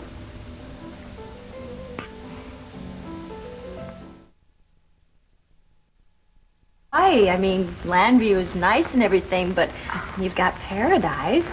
Sometimes paradise isn't everything it's cracked up to be. I took a bribe from Jamie Sanders. I ran away when I could have just told the police the truth and put him in jail. The important thing is you came back. You did it to help save Dan Womack and also to nail Jamie Sanders. Yeah, but if it comes down to his word against mine, who are they going to believe? The son of an ambassador or an ex-con who took his money and ran? Oh, Dorian, I took the money and ran. Can you ever forgive me? Jeannie, you are my friend, past, present, and future. I not only forgive you, I'm darn proud of you. What do you plan on doing with that $50,000? Oh, well, I already spent half of it. You know me and money. Jeannie, you've spent 20... at least you've still got 25,000 left. Yeah, but I've got a few debts, and I need a couple cashmere sweaters. So I was thinking, Dorian, you know that job that you mentioned to me before at WVLE? Is that still... Yes, a job did come up while you were in Hawaii, but I had to fill it. Oh, that's what I get for taking a shortcut. Well, I just have to go out and find myself a job and a place to crash. Well, maybe you could do some more traveling. Oh, no, I think I'm going to stay put in Landview. Besides, if they need me to testify at Jamie's trial, I have to be available. Yes. If you need a loan, though, I'll be happy to help you out. And there's always a bed here. And they say the Waterside Inn isn't very expensive, and you'd have a lot of privacy there. Yeah, I know. I stayed there before. You know, maybe they'll give me my old room back. Maybe. So, Dorian, tell me what happened with John. Oh, John's left. I mean, just temporarily. He's been sent away on an assignment, a top secret one. Ooh, that sounds fascinating. I wouldn't know. It's so top secret, he wouldn't even tell me about it. You mean he didn't leave a forwarding address or any number where you could call him? No, nothing. I guess I'll just have to trust him.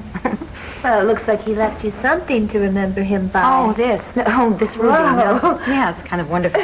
Actually, no, this was a gift from Colonel Dimitri. Well, Dorian, are you accepting gifts from other guys?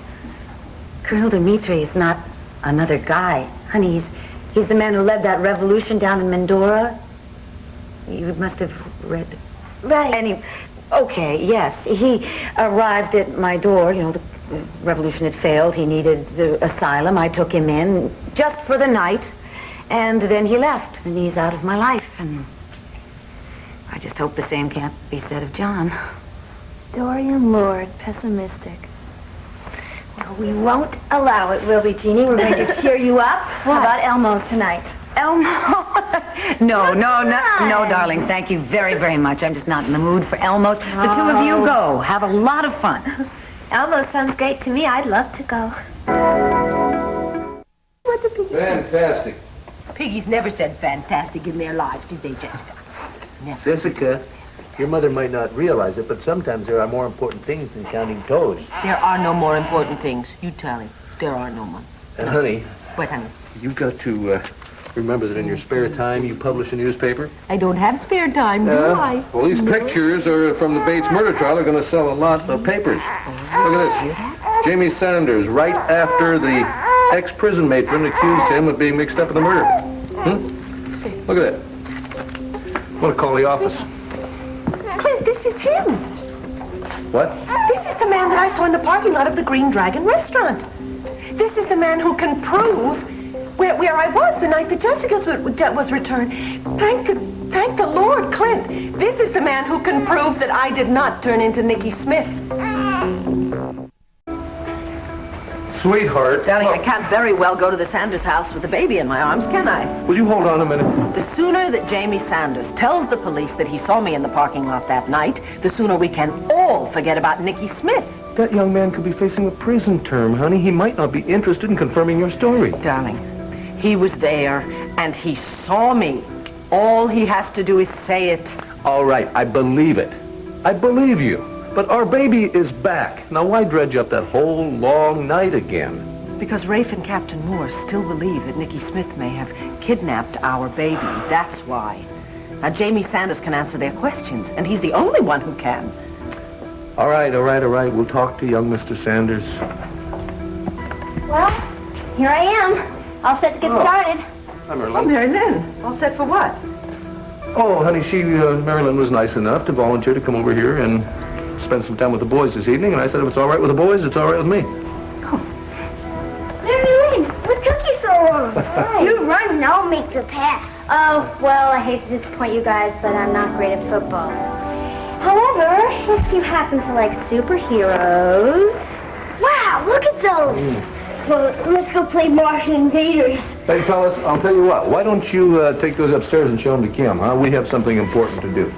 Come on, okay? Oh, honey, I'll do that. Let me call the Sanders. Clint, there's really no need for you. Sweetheart, listen, do you think I was going to let you face something like this alone? Huh?